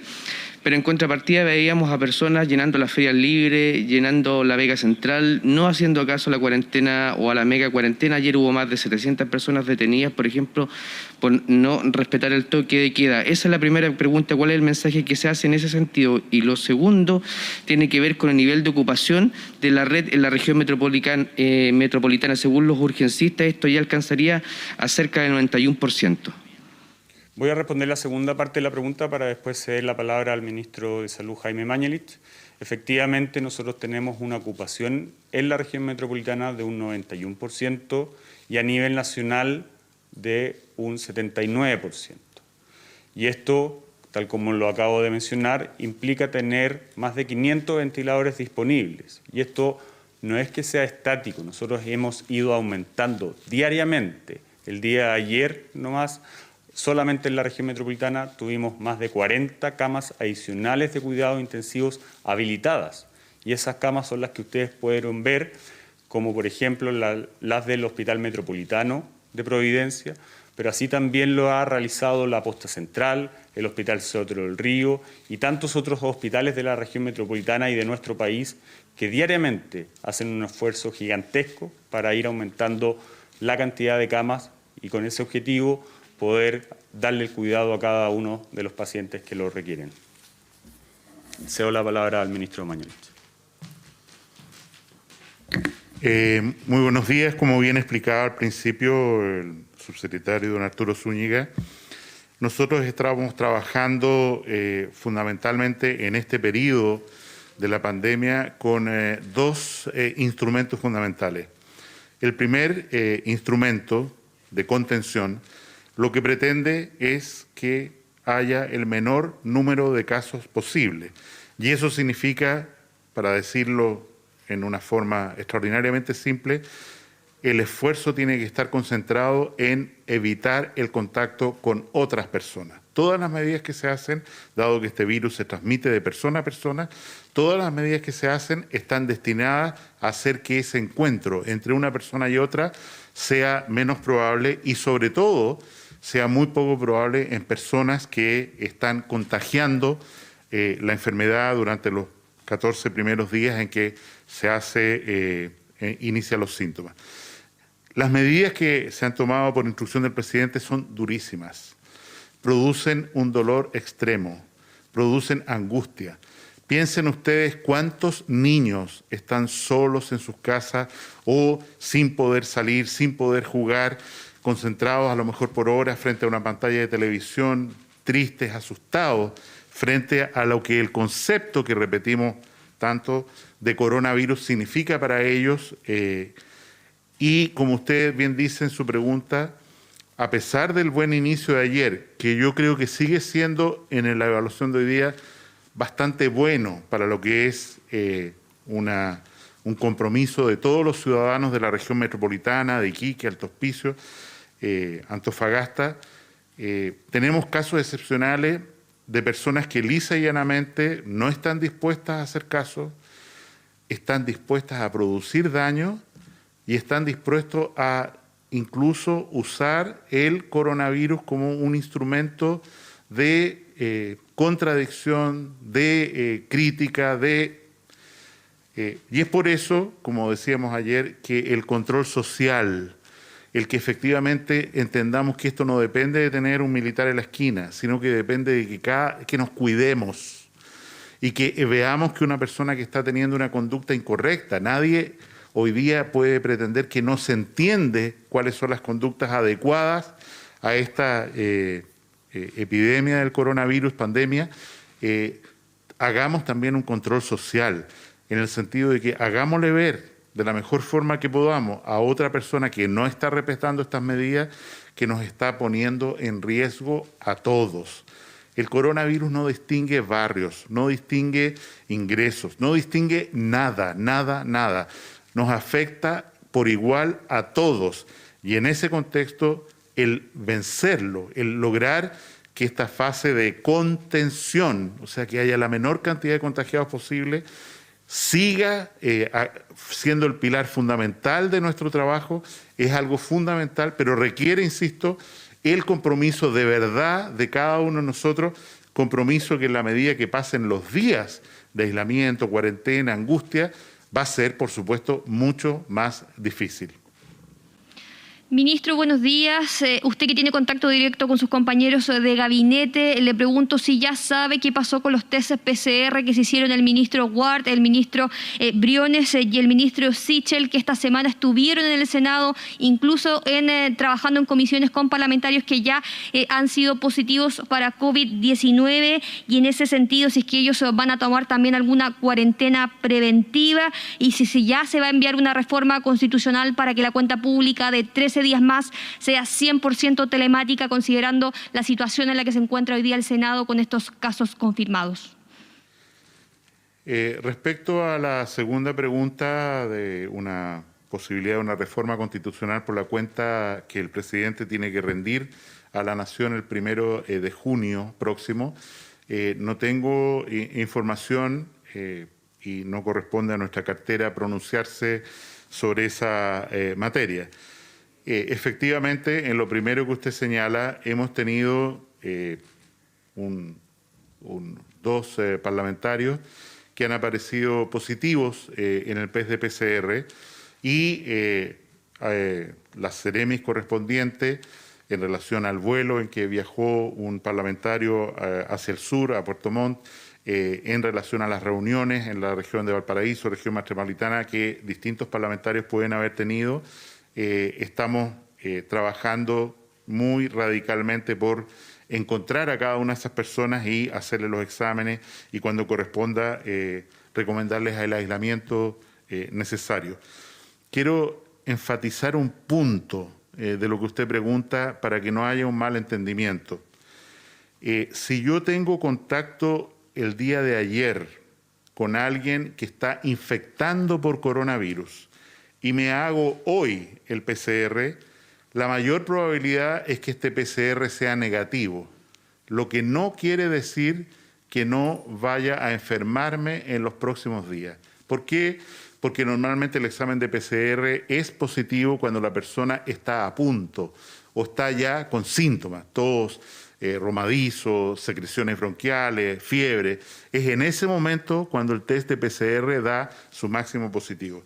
Y efectivamente, como usted señala, en este pequeño brote en el Congreso, donde hay al menos 2 senadores que han marcado positivo, un test de PCR muy precoz, como ha sido el resultado que han entregado varios parlamentarios de la Comisión de Salud, por ejemplo, o algunos ministros, como usted señala, no puede ser identificado como una prueba definitiva de no contagio, porque si el contagio se produjo el contacto se produjo el día miércoles y el examen se hizo PCR el jueves, lo más probable es que sea negativo en estos contactos, y lo que conviene, y es lo que hemos implementado, es que todas las personas que estuvieron en contacto estrecho con casos positivos y que se hacen un examen muy precoz, muy temprano, de PCR, lo repitan a la semana siguiente, que es cuando es más probable que aparezca como positivo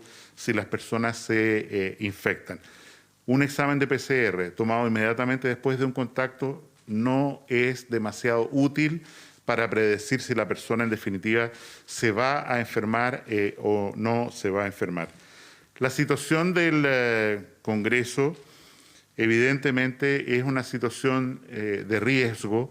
Normalmente sin COVID concurren al Congreso, dan vuelta alrededor del Congreso no menos de 2.000 personas por día, y esto no incluye a los asesores que tienen o los personal que tienen los parlamentarios en sus distintas regiones. Estábamos hablando solo de Valparaíso, y en ese sentido hay que, a partir de lo que ocurrió esta semana con 2 senadores, hay que hacer una vigilancia muy estrecha de todas las personas que han estado en contacto con ellos, donde son muchas personas las que han estado en contacto, para realmente lograr que este posible brote del Congreso se controle lo más rápidamente posible. Ministro, buenos días. Primero queda pendiente la respuesta respecto a sus compañeros ministros que estuvieron con parlamentarios contagiados. ¿Qué va a pasar con ellos? Si van a hacer algún tipo de cuarentena preventiva. Pero también respecto a otro tema, ¿qué antecedentes tienen respecto a un caso de un pequeño de casi 2 años que viajaba en el avión justamente con el senador Quinteros, que no es considerado dentro de las personas que estuvieron cerca, pero que sí su familia está muy preocupada porque por supuesto es un paciente de riesgo y no está contabilizado como las personas que deben hacerse un PCR por parte del gobierno? ¿Saben algo respecto a ese caso? ¿Se ha tomado contacto con esa familia? Y también respecto a lo mismo, usted ayer decía que no sabemos o no se puede acreditar que haya habido una mala intención por parte del senador de tomar ese avión, pero de todas maneras no parece, independientemente de la intención que haya tenido el senador, una conducta negligente haber tomado ese avión. Respecto a lo segundo, primero ya nos referimos a ese punto ayer y la Fiscalía de Oficio está investigando esta situación y creo que tienen que hacer su trabajo. Por lo demás, el senador Quinteros, como lo ha dicho públicamente, se ha manifestado más que disponible.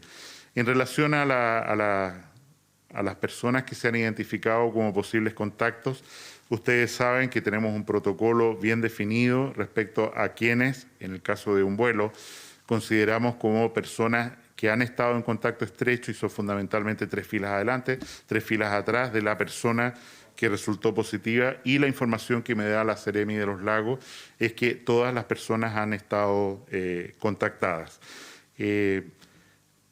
Respecto a la cuarentena de los potencial de los ministros de Estado, efectivamente ellos están en una cuarentena preventiva, ellos tienen que hacerse en el momento más oportuno. Entiendo que algunos de ellos ya se hicieron PCR y salieron negativas, pero sin entrar en ese detalle, lo fundamental es que entre lunes y martes, por las razones que señalé antes, dado el contacto que tuvieron la semana pasada con los parlamentarios positivos, es que se hagan un nuevo PCR y por supuesto lo van a hacer para definir si se consideran libres de la enfermedad o deben hacer una cuarentena en la cual se complete 14 días a partir del miércoles pasado. Muy buenas tardes. Mi pregunta es, ¿qué significa esta instrucción que se dio en la semana de desocupar camas? ¿Es solo traslado de pacientes a otros recintos o los pacientes menos graves se van a enviar a su casa? ¿A qué se refiere con esto y cómo se va a aplicar esta reducción? ¿Qué criterios son los que se van a usar? Y lo segundo es preguntarle cuál es la situación actual de los trasplantes en el país, sobre todo los que no son prioritarios, por ejemplo, la donación de riñones. ¿Cómo continúa esta donación en el país o si está detenida? Respecto a lo primero, quiero recordar que la ocupación de camas no críticas, no intensivos, sigue siendo muy baja en el país, y en ese sentido no hay ninguna necesidad de que pacientes que están en un hospital por circunstancias menos graves, cirugía electiva, se vayan a su casa, salvo por supuesto lo que significa medidas de protección para ellos, y en ese sentido, una vez que estén bien, que se vayan de alta a sus domicilios lo antes posible, considerando su enfermedad de base. El llamado que hemos hecho o la instrucción que hemos dado es que efectivamente las unidades de tratamiento intensivo que requieren los pacientes COVID tengan un margen de libertad de acción del orden del 15% en cada hospital del país. Esto se logra de dos maneras. Una, como ya mostró el subsecretario, trasladando pacientes de lugares de mucha ocupación a menor ocupación, y eso está ocurriendo también intensamente dentro de la región metropolitana, pero sobre todo se mantiene ese margen porque la capacidad, y así se mostró en relación al Hospital Metropolitano de Santiago, que no existía como capacidad hasta 2 días atrás, va a llegar a ser de 40 camas de intensivo. Entonces, este margen de seguridad hay que considerar los dos parámetros. Uno, que sube, que es la cantidad de pacientes que están hospitalizados, y otro que sube incluso más aún, que es la cantidad de camas críticas y ventiladores disponibles. En relación a los trasplantes, yo tengo que públicamente, una vez más, agradecer a la ciudadanía y a los equipos de trasplante que trabajan en forma incansable y que de alguna manera han, si se quiere, perdido presencia mediática durante esta crisis de coronavirus. Pero yendo a números y reportado el 8 de mayo, que es el último informe que recuerdo, 8 de mayo recién pasado, el último que recuerdo, mientras el año pasado a ese momento teníamos 44 donantes de órganos multiorgánicos, este año llevamos 52. Vale decir, tenemos 8, acumulado esta fecha, 8 donantes más que el año pasado, que quiero recordar es el año en que se han hecho más trasplantes en Chile de la historia. O sea, es una comparación importante, una cercanía muy importante para un año que fue muy exitoso. Y en relación al número de trasplantes, dado que ha habido un número de trasplantes menor a los observados el año pasado, número de trasplantes por donante, el número de trasplantes bajó acumulado a esta fecha de 143 a 134 trasplantes de órganos, cualquier órgano. En ese contexto, vuelvo a decir con agradecimiento y admiración que a pesar de las dificultades inmensas que enfrenta la red hospitalaria para poder cumplir con el desafío del año 2020, la pandemia del COVID, tenemos grupos que siguen trabajando intensamente, que siguen diagnosticando potenciales donantes, que siguen diagnosticando muerte cerebral, y familias, como lo acabo de decir, el número de donantes que ha aumentado, que han subido de 44 a 52, han permitido que suban de 44 a 52 los donantes de órganos comparados con el año pasado, a esta misma fecha. Ministro, buenas tardes. La alcaldesa de La Pintana denunció que por instrucción del Ministerio de Salud tienen que bajar su capacidad de testeo de 100 a 20 PCR justo en este momento tan crítico de la enfermedad. Si nos puede comentar si tiene conocimiento de ello y qué se está haciendo para tratar de evitar esta situación. Y lo otro, con lo que ocurre en el Parlamento con estos dos contagios, ¿qué va a pasar con esta ley que permitiría a que doctores extranjeros, sin rendir el UNACOM, se puedan integrar a la red? ¿Cómo se va a trabajar en ello? Y también la opinión que tiene la comunidad médica, que se habría mostrado contraria a esta medida. Respecto a lo primero, y lo hemos señalado, nosotros necesitamos laboratorios que informen con alta calidad. Y el Instituto de Salud Pública ha iniciado, como le corresponde por mandato, una revisión de todos los laboratorios de Chile que están informando PCR, que son 73 laboratorios, y algunos de ellos han partido en forma muy reciente. Hacer PCR es un procedimiento muy sofisticado, sobre todo desde el punto de vista de la manipulación de la muestra. Una vez que está bien procesada la muestra y se ingresa a la máquina, que hace el examen y a la termocicladora, las cosas ya son más o menos automáticas. Pero la manipulación de la muestra y asegurarse que una muestra que puede ser positiva no contamine a otra que es negativa y esta segunda aparezca como falsamente positiva, es un trabajo que requiere entrenamiento, capacitación y donde nos jugamos todo en el sentido de errores de laboratorio que llevan a conclusiones equivocadas. Es por eso que a cada laboratorio en que los resultados han aparecido como poco confiables, hemos decidido reprocesar todas las muestras de ese laboratorio y mientras tanto pedirle a ese laboratorio que envíe las muestras a otro recinto con calidad certificada y comprobada para no cometer errores a la hora de decirle a alguien, oiga, usted sufre de esta enfermedad de coronavirus, tiene que dejar de trabajar, cuidado con su familia, y en realidad esa información es incorrecta.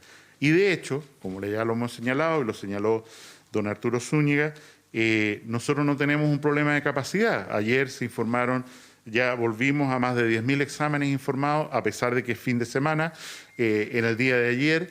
Probablemente el día de mañana van a ser más aún y yo llamo a la calma y no a mirar esto desde un foco localista, sino a que mirarlo desde el punto de vista del bien común y que los laboratorios tienen que hacer un trabajo que es muy distinto a simplemente repetir una receta, es un trabajo muy sofisticado.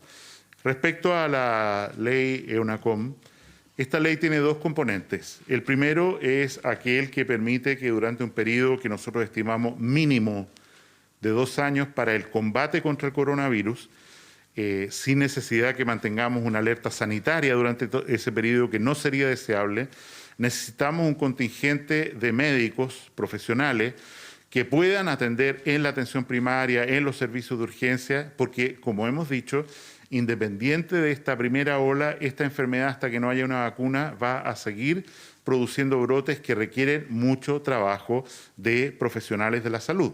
Y es por eso que hace de pleno sentido que al menos durante 2 años podamos incorporar médicos calificados en universidades reconocidas del extranjero como médicos generales a nuestro país para el objetivo que he señalado. El segundo problema es que hay médicos que llegan a Chile muy capacitados, que tenían que rendir el EUNACOM, pero que además son grandes especialistas. Hoy día en la mañana entrevistaba a una persona que viene de otro país latinoamericano y me decía, yo tengo esta especialidad, obstetricia y ginecología. Estoy trabajando como médico general, no puedo acreditarme como especialista. ¿Por qué? Porque la ley entrega esto a un grupo de profesionales, de pares, que efectivamente no tienen la capacidad de hacer todos los exámenes y las evaluaciones con la velocidad que Chile requiere. Y entonces tenemos una persona que podría, en este caso, o un anestesista, voy a decir el mejor ejemplo, un intensivista, que claramente está bien formado y que no podemos acreditarlo como intensivista en Chile para que nos ayude al manejo de esta pandemia, que, insisto, va a durar mucho más, por supuesto, que la alerta sanitaria que está. Entonces, el argumento, mire, mientras tenemos la alerta sanitaria, es un argumento miope. Y yo entiendo que hay muchos intereses en contra de esta ley y son respetables. Cada cual tiene que manifestar sus intereses a la hora de una discusión de algo como una ley, pero hacemos un llamado a entender que lo que está en juego es la crisis sanitaria más grave que ha enfrentado nuestro país y el mundo en 100 años. Y esta circunstancia nos da una posibilidad de traer y de relevar médicos a su calidad de especialistas, que lo son, que tienen las características necesarias para hacer un buen trabajo sin necesidad de la tramitación habitual que está entregada, como digo, a 2 instituciones que no pueden andar a la velocidad que Chile necesita. Respecto a la ley, creo que eso es importante, pero yo quiero aprovechar esta oportunidad de terminar una vez más agradeciendo. Yo sé que se detuvieron algunas personas anoche por no respetar el toque de queda, que el estar en la casa solo es una cosa muy difícil, pero la verdad hay que reconocer, la inmensa mayoría de los chilenos y chilenas está haciendo el trabajo que le corresponde. Sin el trabajo de cada cual no vamos a lograrlo. Necesitamos acentuar esta labor, insisto, de contención, de freno al virus, mientras la capacidad hospitalaria crece y crece para atender a todos aquellos que lo necesiten. Pero tenemos que centrar nuestro esfuerzo en este pilar fundamental de la salud pública, que es cómo hacemos para que yo no me contagie y para que yo no contagie a otro. Y esto significa algo súper duro. Significa asumir que cualquier persona que yo veo que se encuentra conmigo es positiva para coronavirus mientras no se demuestre lo contrario.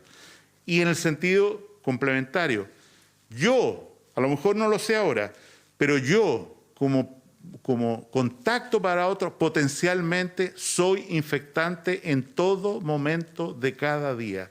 Y si no lo entendemos en ese simple paradigma, todos los otros pueden infectarme. Yo puedo infectar a otros, incluso a mis seres queridos.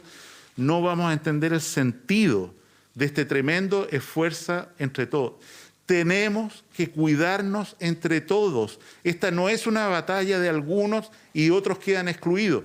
No, tenemos que exigirnos entre todos. Este desafío que enfrentamos como país no tiene precedente. Y la respuesta, la generosidad, el corazón que tenemos que poner en este esfuerzo no tiene precedente en lo que Chile nos ha pedido en las últimas décadas. Y es por eso que, insisto, toda posibilidad de éxito descansa en medidas tan simples como guardar la distancia, no ir a ver al abuelito, entregarle la comida detrás de la puerta, hacer aseo en el lugar que se hace la comida. Medidas que todos sabemos que han sido repetidas, que han sido educadas. Si alguien no las cumple, no es porque no sepa, es porque definitivamente no quiere cumplirla. Y en ese sentido, como un todo, además de las fuerzas de orden, seguridad, tenemos que estar vigilantes como comunidad para salir en breve tiempo, lo antes posible, de esta situación que produce mucho dolor, mucha angustia, sobre todo a quienes son más vulnerables, quienes tienen menos ingresos, quienes no tienen un empleo formal. Son ellos las primeras víctimas que tenemos que proteger por su intensa fragilidad social. Depende de todos, insisto. Nos tenemos que jugar todos, tenemos que cuidarnos entre todos y lo que viene en esta semana es durísimo. Estamos preparados para seguir dando todo lo que corresponde a la autoridad, pero es necesario que cada ciudadano dé también el máximo que pueda, hasta que duela, como decía un santo nuestro, hasta que duela, para que esta cuarentena y estas medidas sean lo más breves posible. Muchas gracias.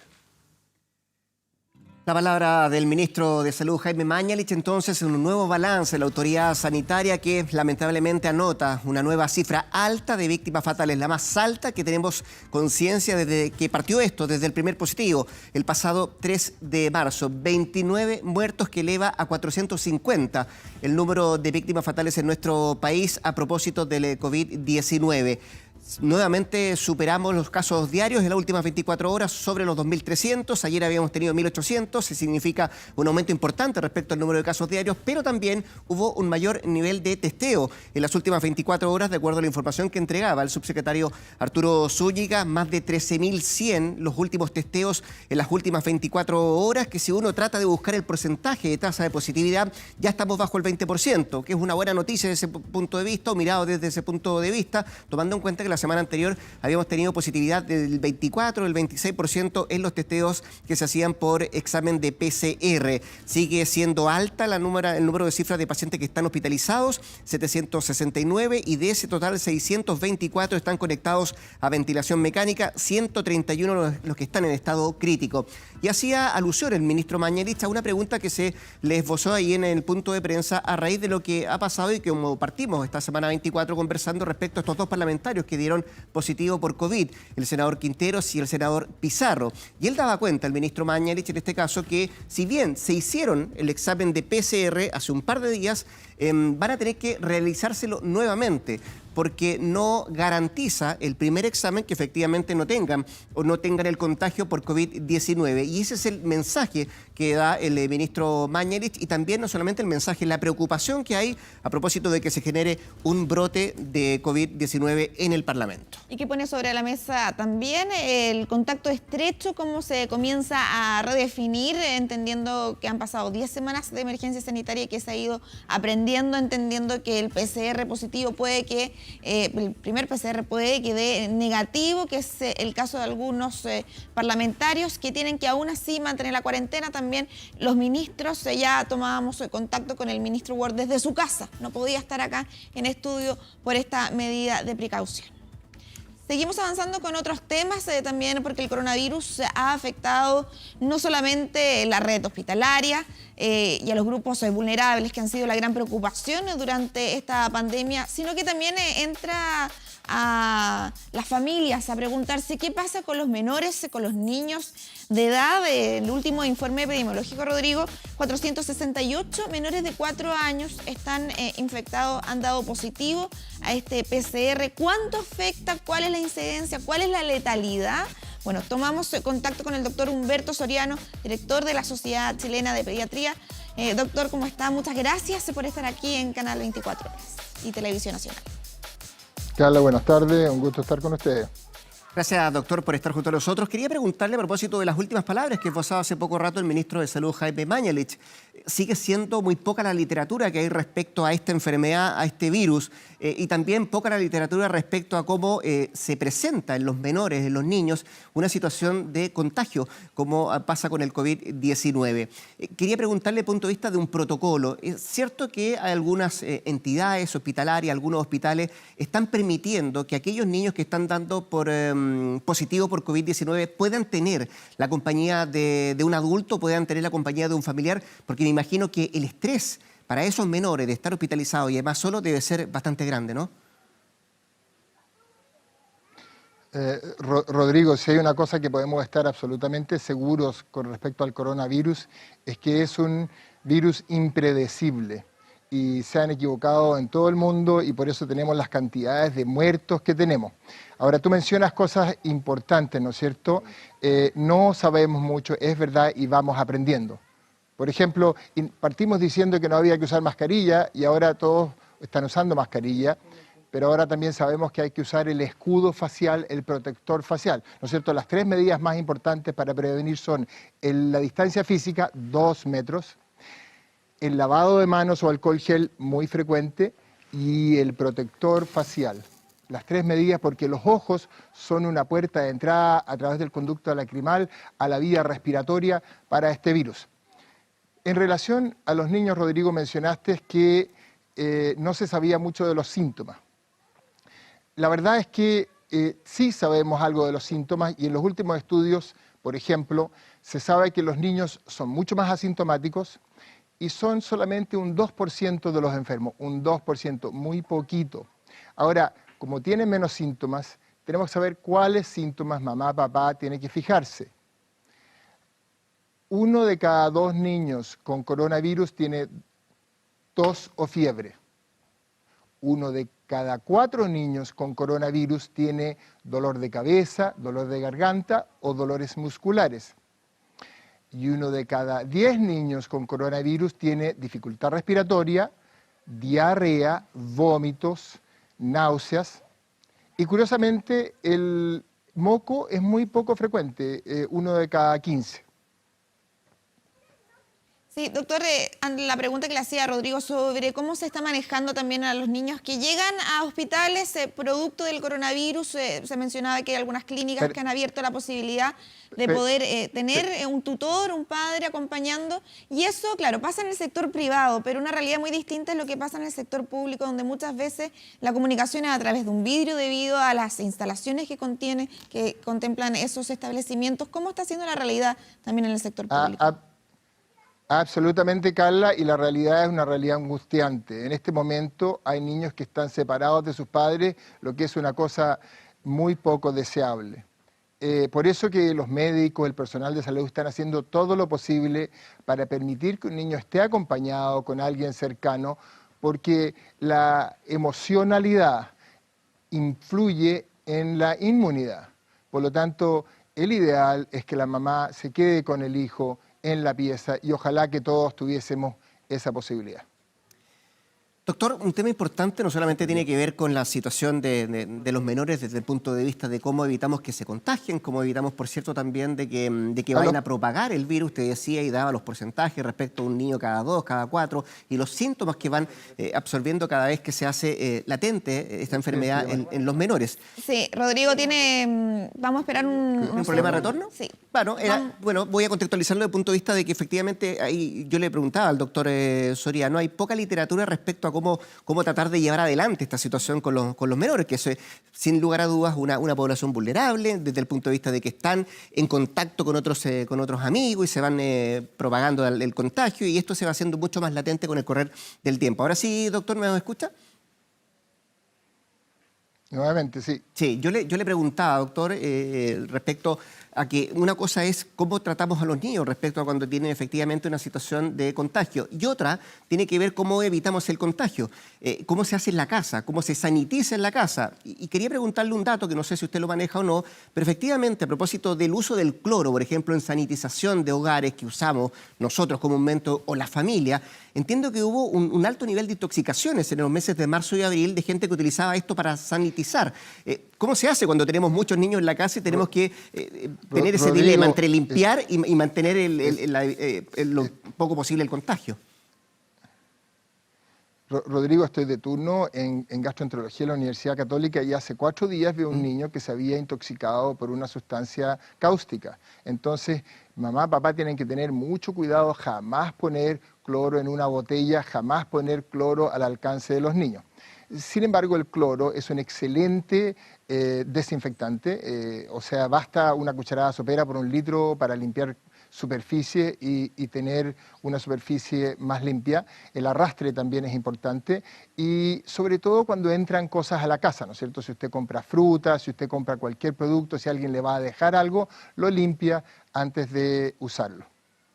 Doctor, se ha hablado que los niños son vectores del coronavirus, teniendo el cuidado del interior de la familia para no tener contagios con adultos mayores principalmente. Pero cuando nos enfocamos en los niños y vemos que la letalidad en Chile al menos es baja, es 0, y en Estados Unidos es 0,04 en menores de 17 años. ¿Qué es más peligroso para los niños? ¿Un virus sincicial, un coronavirus o una influenza, por ejemplo, entrando ahora en las próximas semanas al invierno? El coronavirus sigue siendo un virus muy serio para cualquier persona que lo tiene. Y depende mucho, Carla, del estado de salud de la persona, ¿no es cierto? Si tú tienes un niño de 1 a 19 años sano, la probabilidad que se muera por coronavirus es casi 0. Pero si tienes un niño con asma, si tienes un niño menor de 1 año, si tienes un niño prematuro, por supuesto, es mucho más grave, es mucho más preocupante.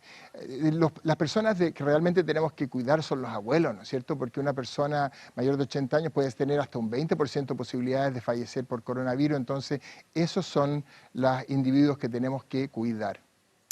Doctor, ¿existe alguna claridad de cómo se ven afectados por COVID-19 los menores, los niños que tienen afecciones crónicas o necesidades especiales?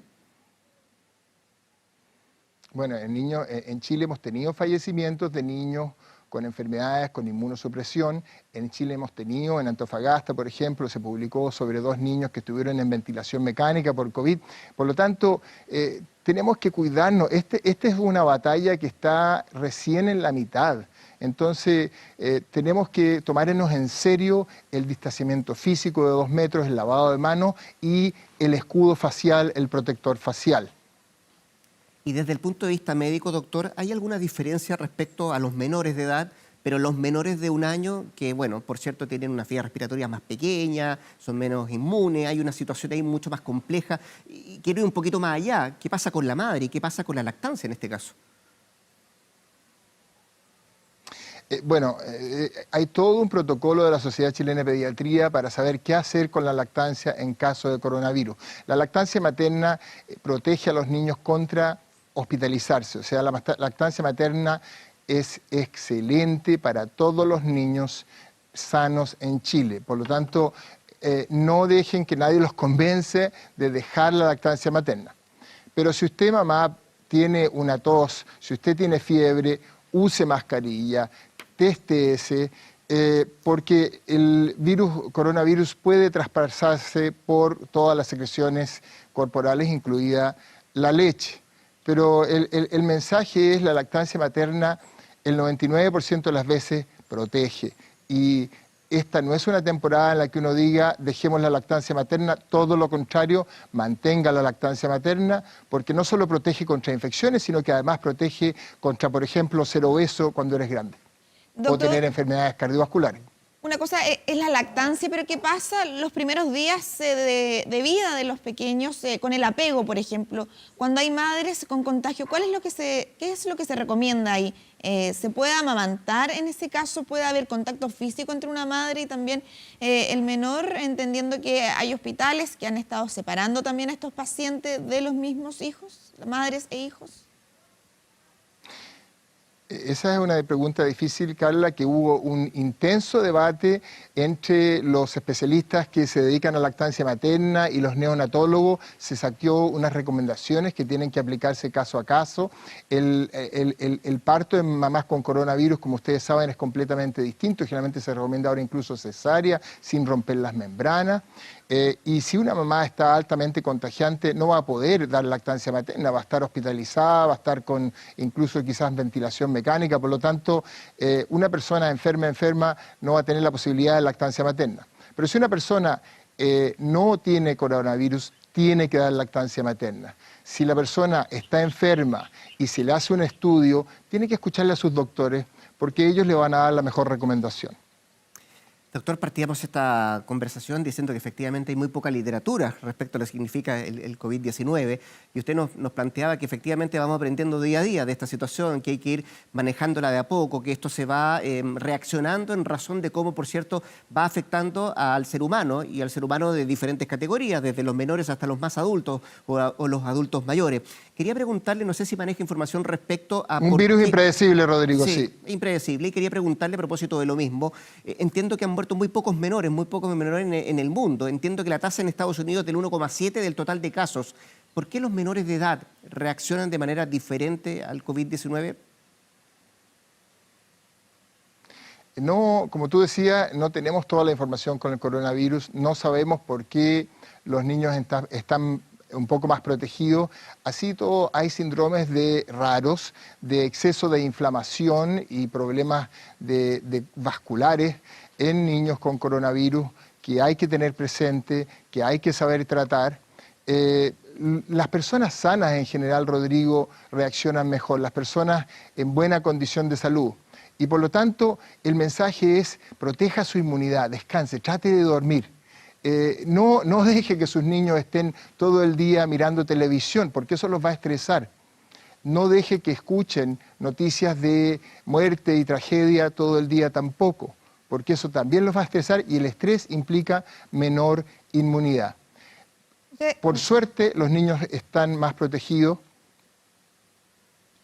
y el mensaje es de cuidarse mucho, pero con algo de tranquilidad en relación a los niños sanos. Doctor, usted mencionaba que, claro, hemos ido aprendiendo de este virus, sobre todo la sintomatología, que no ha sido en Chile el comportamiento habitual de lo que pasó en Asia, en Europa, y hay reportes en España, por ejemplo, de menores con manchas y que han dado positivo. ¿Son síntomas que también hay que estar atentos, que los padres tienen que ir observando?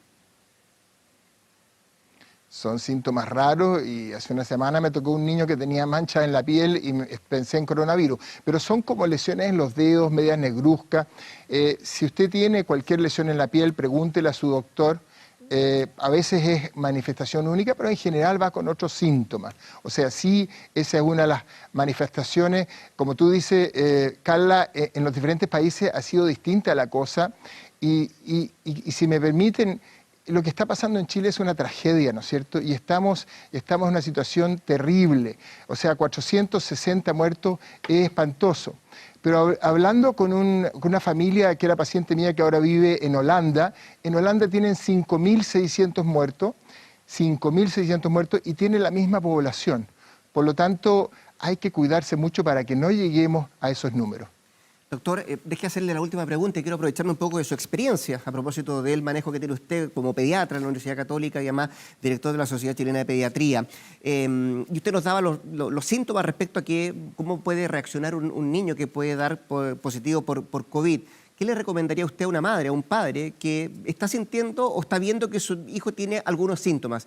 ¿Lo tiene que llevar de inmediato a urgencia? ¿Tiene que esperarse un poco? ¿Cuál es la recomendación que haría usted para alguien que pudiese tener a un menor con positivo de COVID?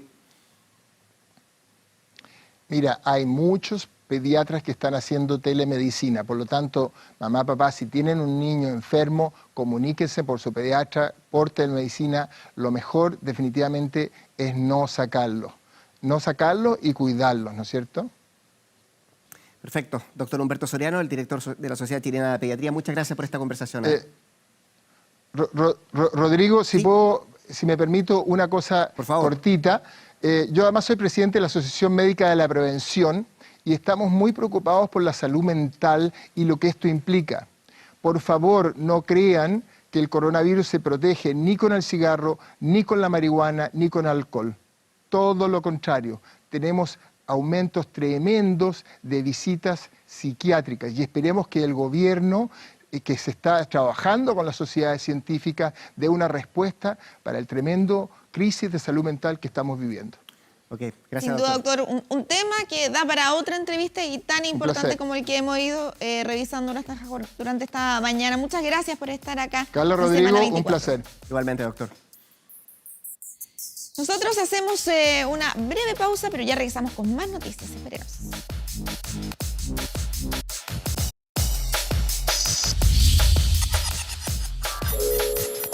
Semana 24. Estamos de regreso en Semana 24, seguimos avanzando en los temas y antes de la pausa hablábamos de lo complejo que es tratar con los menores de edad, por cierto, si es que efectivamente resultan con COVID-19. ¿Qué más complejo aún será la vuelta a clases? Todavía es incierta, no hay una fecha ni siquiera tentativa por parte del Ministerio de Educación que sigue de cabeza buscando cuál va a ser la mejor forma de volver a retomar las clases presenciales, no solamente en los escolares, también en las universidades, pero sí se han dado algunos lineamientos que han sido complejos, polémicos, como el que anunció el propio ministro de Educación, Raúl Figueroa, respecto a aplicar la prueba CIMSE este año. Hay algunos expertos que forman parte de las mesas sociales que dialogan con el gobierno que no estaban muy de acuerdo con esta medida. Prueba que se aplica a los segundos básicos, a los cuartos básicos, sextos básicos y segundos medios. Esa es la aplicación que se va a llevar adelante por parte del Ministerio de Educación, al menos así lo decía esta semana el ministro Figueroa. Queremos hablar de este tema, ahondar, por cierto, también en si es bueno o malo, servirá como diagnóstico, cuánto podemos ganar haciendo esta prueba con Carlos Enríquez, que es exsecretario ejecutivo de la Agencia Calidad de la Educación, a quien ya lo tenemos contactado. Carlos, ¿cómo te va? Muy buenas tardes, gracias por estar acá. Buenas tardes, Rodrigo y Carla. Quiero partir preguntándote por lo más básico. ¿Gustó, no gustó la determinación del Ministerio de Educación de llevar adelante esta prueba? Rodrigo, esto es un instrumento y como todo instrumento no es el fin del sistema escolar. Y creo que el gobierno ha tenido buenas decisiones y medidas respecto a la televisión que es educativa, alineamiento a portales de apoyo a los profesores. Mañana se entregan lineamiento de priorizar el currículum, pero respecto al CIMSE creo que no es la decisión más adecuada. El instrumento, creemos muchos que tiene bastante potencialidad de tener información para la mejora de los sistemas escolares, pero en este escenario, en estos momentos, no es el adecuado, por tanto necesitamos que ojalá se reconsidere finalmente esta decisión. Decía el ministro Carlos que la información que arroja esta prueba es valiosa y necesaria para el país. Pero eso me imagino que en términos normales. ¿Puede entregar esta prueba información valiosa o necesaria para el país en las circunstancias que estamos hoy por hoy en esto de tener educación a distancia, donde no todo es transversal, no todos cuentan con un computador en la casa? ¿Puede generar o puede entregar algo de información valiosa? Mira, es muy bueno lo que tú dices, Rodrigo, porque ¿cuál es el objetivo del CIMSE? El CIMSE entrega información al colegio para saber cuál es su trayectoria, si va mejorando, si finalmente va retrocediendo, para que tome medidas su equipo directivo y la comunidad en general. Segundo, puede saber por grupos de estudiantes si están en insuficiente, en adecuado o en alto, para poder dimensionar estrategias pedagógicas para qué nos está resultando, qué finalmente, qué cosas tenemos que mejorar para poder ayudar a un grupo de estudiantes, pero no nos dice información por estudiante. Por tanto, el tema de la comparabilidad es un elemento central, que en esta ocasión, por ser un año muy atípico, particular, por lamentablemente las condiciones que hoy día están ocurriendo, no va a ser posible finalmente comparar. Por tanto, tenemos que buscar otros instrumentos que nos ayuden en esa dirección. Y ahora la Agencia de Calidad, el mismo Ministerio, ha anunciado evaluación diagnóstica. Yo creo que va a ser un complemento a lo que hacen miles de profesoras, profesores, y lo que hoy día están haciendo finalmente los colegios particulares pagados, municipales y también particulares subvencionados. ¿Cuál es el objetivo hoy día que necesitamos que todo el sistema escolar, los padres que tienen dificultades, que están reorganizando finalmente su casa con las dificultades de tiempo y de espacio, cómo ayudar y dar orientaciones, que no saben muchas veces cómo hacerlo? Aquí hay un dato central, el 23% de los adultos no sabemos enviar un mail adjunto. Por tanto, hay que ayudar finalmente a esa familia, a ese adulto, a que pueda intermediar en el aprendizaje. Segundo, la conexión en nuestro sistema escolar es muy heterogénea, por tanto los grupos altos pueden acceder, estamos hablando de casi un 98% a la conectividad, pero en los sectores más desfavorecidos estamos hablando solo de un 60%, por tanto hay una brecha gigantesca. Y por otro lado, los profesores innovando en términos de, y ahí agradecer, felicitar a los miles de profesores y profesoras que no solo en las plataformas digitales están llamando por teléfono, hacen orientación en términos de las posibilidades también de por WhatsApp, o sea, tratar de mediar el aprendizaje desde un vínculo significativo. Y en eso, un instrumento que pueda ayudar a saber la información a esa profesora o profesor por niño, de manera inmediata, a cuáles son sus aprendizajes más básicos, si lo está logrando, para sobre eso tratar de ayudar a cada niño a personalizar su aprendizaje, yo creo que sería una mejor solución. Por tanto, sabemos que, y algunos pensamos que el CIMSE no es el fin, pero es un aporte para mejorar en normalidad. Y en eso tenemos que más bien utilizar los mejores instrumentos. Está esta evaluación diagnóstica que se va a hacer un esfuerzo. Por otro lado, está el esfuerzo de miles de directivos y de profesoras para poder finalmente readecuar estas estrategias a distancia que parece van a ser mucho más largas. No tenemos fecha de regreso como tú señalabas. Por tanto, lo que podamos hacer para poder priorizar el bienestar, las condiciones socioemocionales, como decía el médico anteriormente, porque el estrés genera dificultades, además de bajar las defensas, también las posibilidades de aprender. En ese escenario tenemos que priorizar a nuestras niñas y niños. Y por otro lado, la convivencia 24 horas en la familia, lo que nos pasa a todos, no es fácil. Por tanto, las niñas y los niños tienen que poner, los padres tenemos que poner de nuestra parte, conversar, resolver problemas. Y en eso, te insisto, los instrumentos son buenos. El CIMSE creo que es un aporte, pero claramente no en nuestro momento. Y ojalá esta conversación que es de instrumento, que se pueda finalmente conversar y poder llegar finalmente a una solución que sea buena para todos. Carlos, tú mencionabas que, claro, es un año extraordinario donde se va sin duda que tener que medir a futuro las distintas brechas de aprendizaje que han habido en distintas realidades a lo largo del país, pero algunos han planteado que tal vez el CIMSE, que ha servido para medir la educación, a comparar años, distintos establecimientos, incluso para cerrar, tomar determinaciones educativas, puede ser hoy día una herramienta de diagnóstico. Incluso la exministra de Educación, Mariana Elwin, así lo ha señalado en algunas cartas, que puede ser un instrumento de diagnóstico para ver cuál es el impacto de esta pandemia en el sistema educacional. ¿Compartes esa visión o tiene que ser derechamente otro instrumento que esté enfocado en medir otras habilidades tal vez? Mira, Carla, el CIMSE es un instrumento que entrega un gran valor al sistema educacional, entrega información para la mejora, es comparable, por tanto, como te decía, nos dice si va mejorando o no, pero tiene limitaciones y no nos dice la información por niño, que es lo que hoy día necesitamos para hacer un diagnóstico y le sirva a esas profesoras o profesores.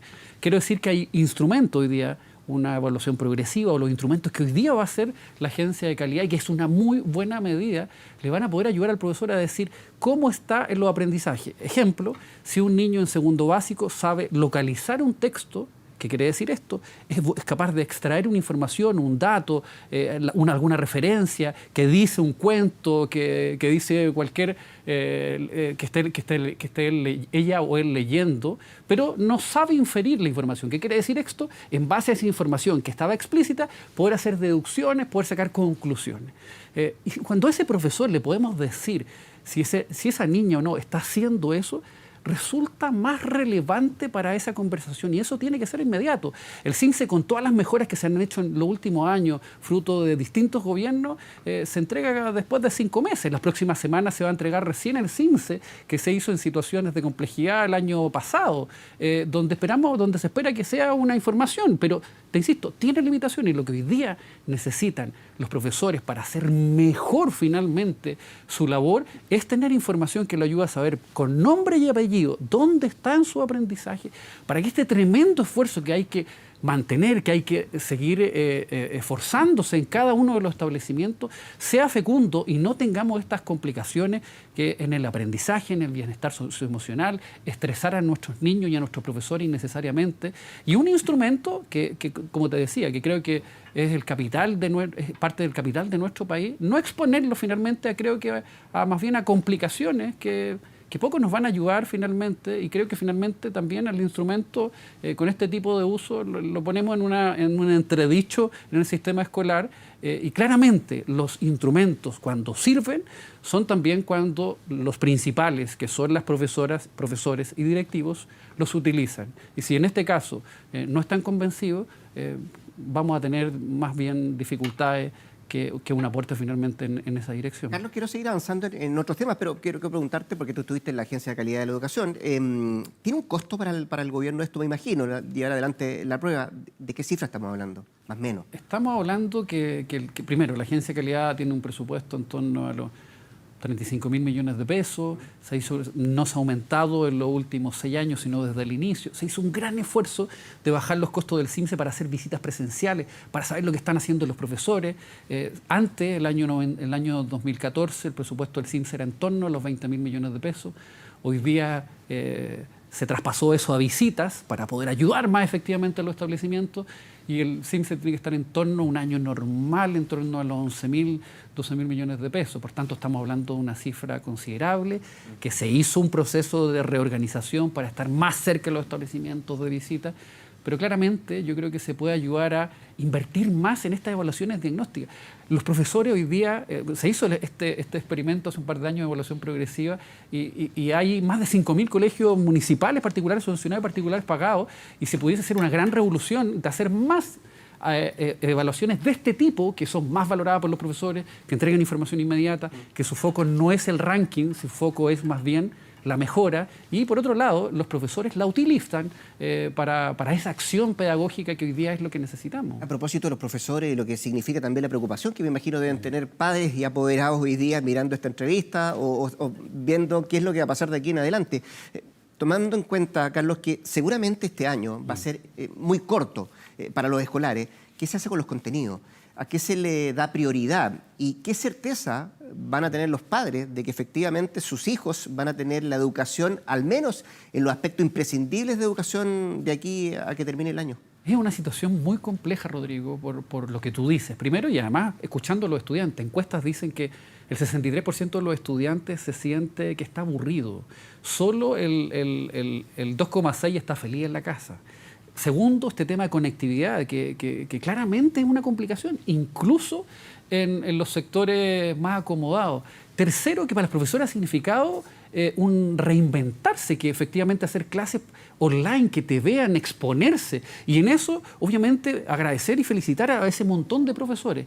Y la buena noticia que esta semana acaba de anunciar el Ministerio de Educación con el Consejo Nacional de Educación, que se va a hacer este currículum priorizado de emergencia. ¿Con qué fin? Con la intención de que todos los profesores conozcan cuáles son los objetivos de aprendizaje que todo niño en cada nivel tiene que finalmente, más que pasar contenidos, que estar corriendo detrás de las materias, por decirlo de una manera simple, más bien priorizar en habilidades. Ejemplo, queremos que un niño en segundo básico aprenda a leer comprensivamente.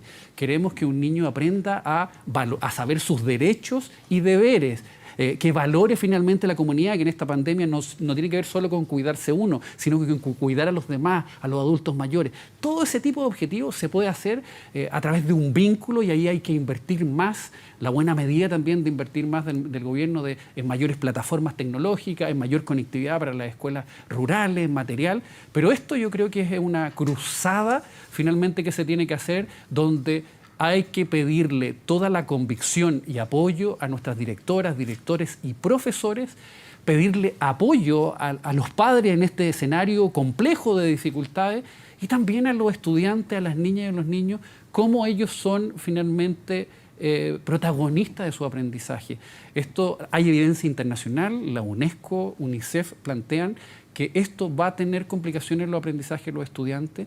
El tema es que los gobiernos, y ojalá todos los ciudadanos podamos priorizar esto. La urgencia obviamente es la salud, pero creo que la prioridad para todos son nuestros niños, y en ese sentido tenemos que hacer el máximo esfuerzo, ponernos de acuerdo. Los instrumentos son instrumentos, por tanto tenemos que tratar de, ojalá, y así también el gobierno lo pueda entender, poder tratar de priorizar el bienestar mayor. Todos estamos a favor de tener mejor información, pero tenemos que, más allá de diferencias, cómo somos capaces de ponernos detrás de la autoridad, detrás de finalmente las directoras, los profesores, para sumar a todos en que ningún estudiante se nos quede atrás.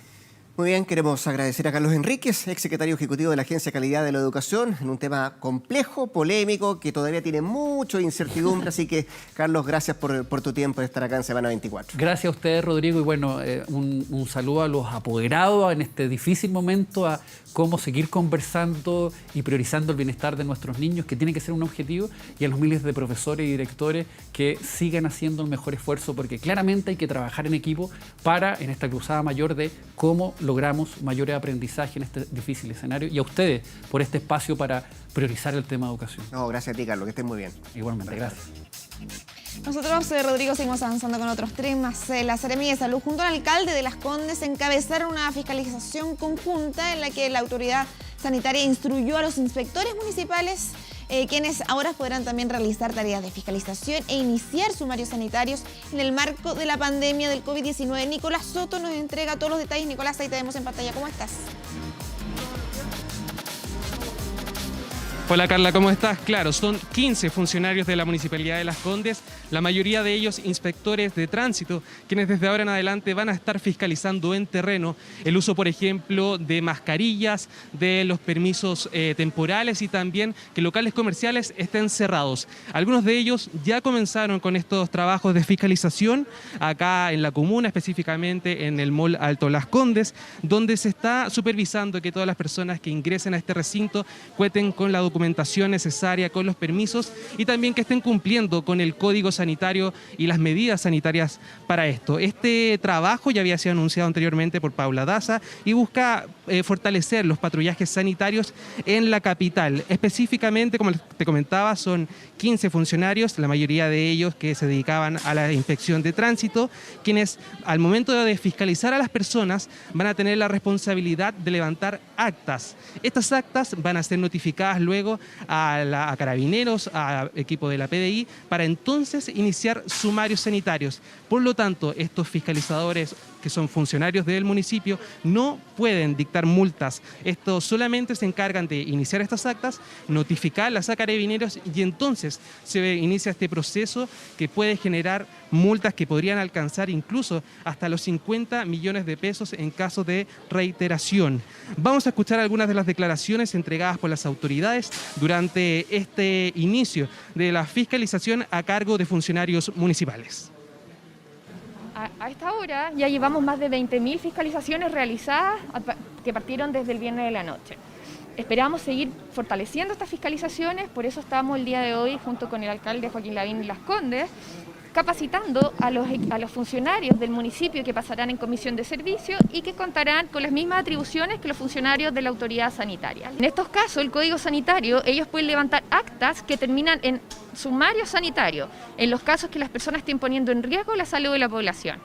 Es importante, porque esto permite multiplicar la capacidad de fiscalización y es de alguna manera una atribución que los alcaldes veníamos pidiendo desde hace tiempo. Significa que podemos, por primera vez, entrar a espacios privados, como por ejemplo un supermercado. Hasta ahora nosotros podíamos llegar solamente hasta la calle, parques, plazas, calles, pero no podíamos entrar a un supermercado y decir, tienen la mascarilla, hay aglomeración, están guardando o no el distanciamiento social.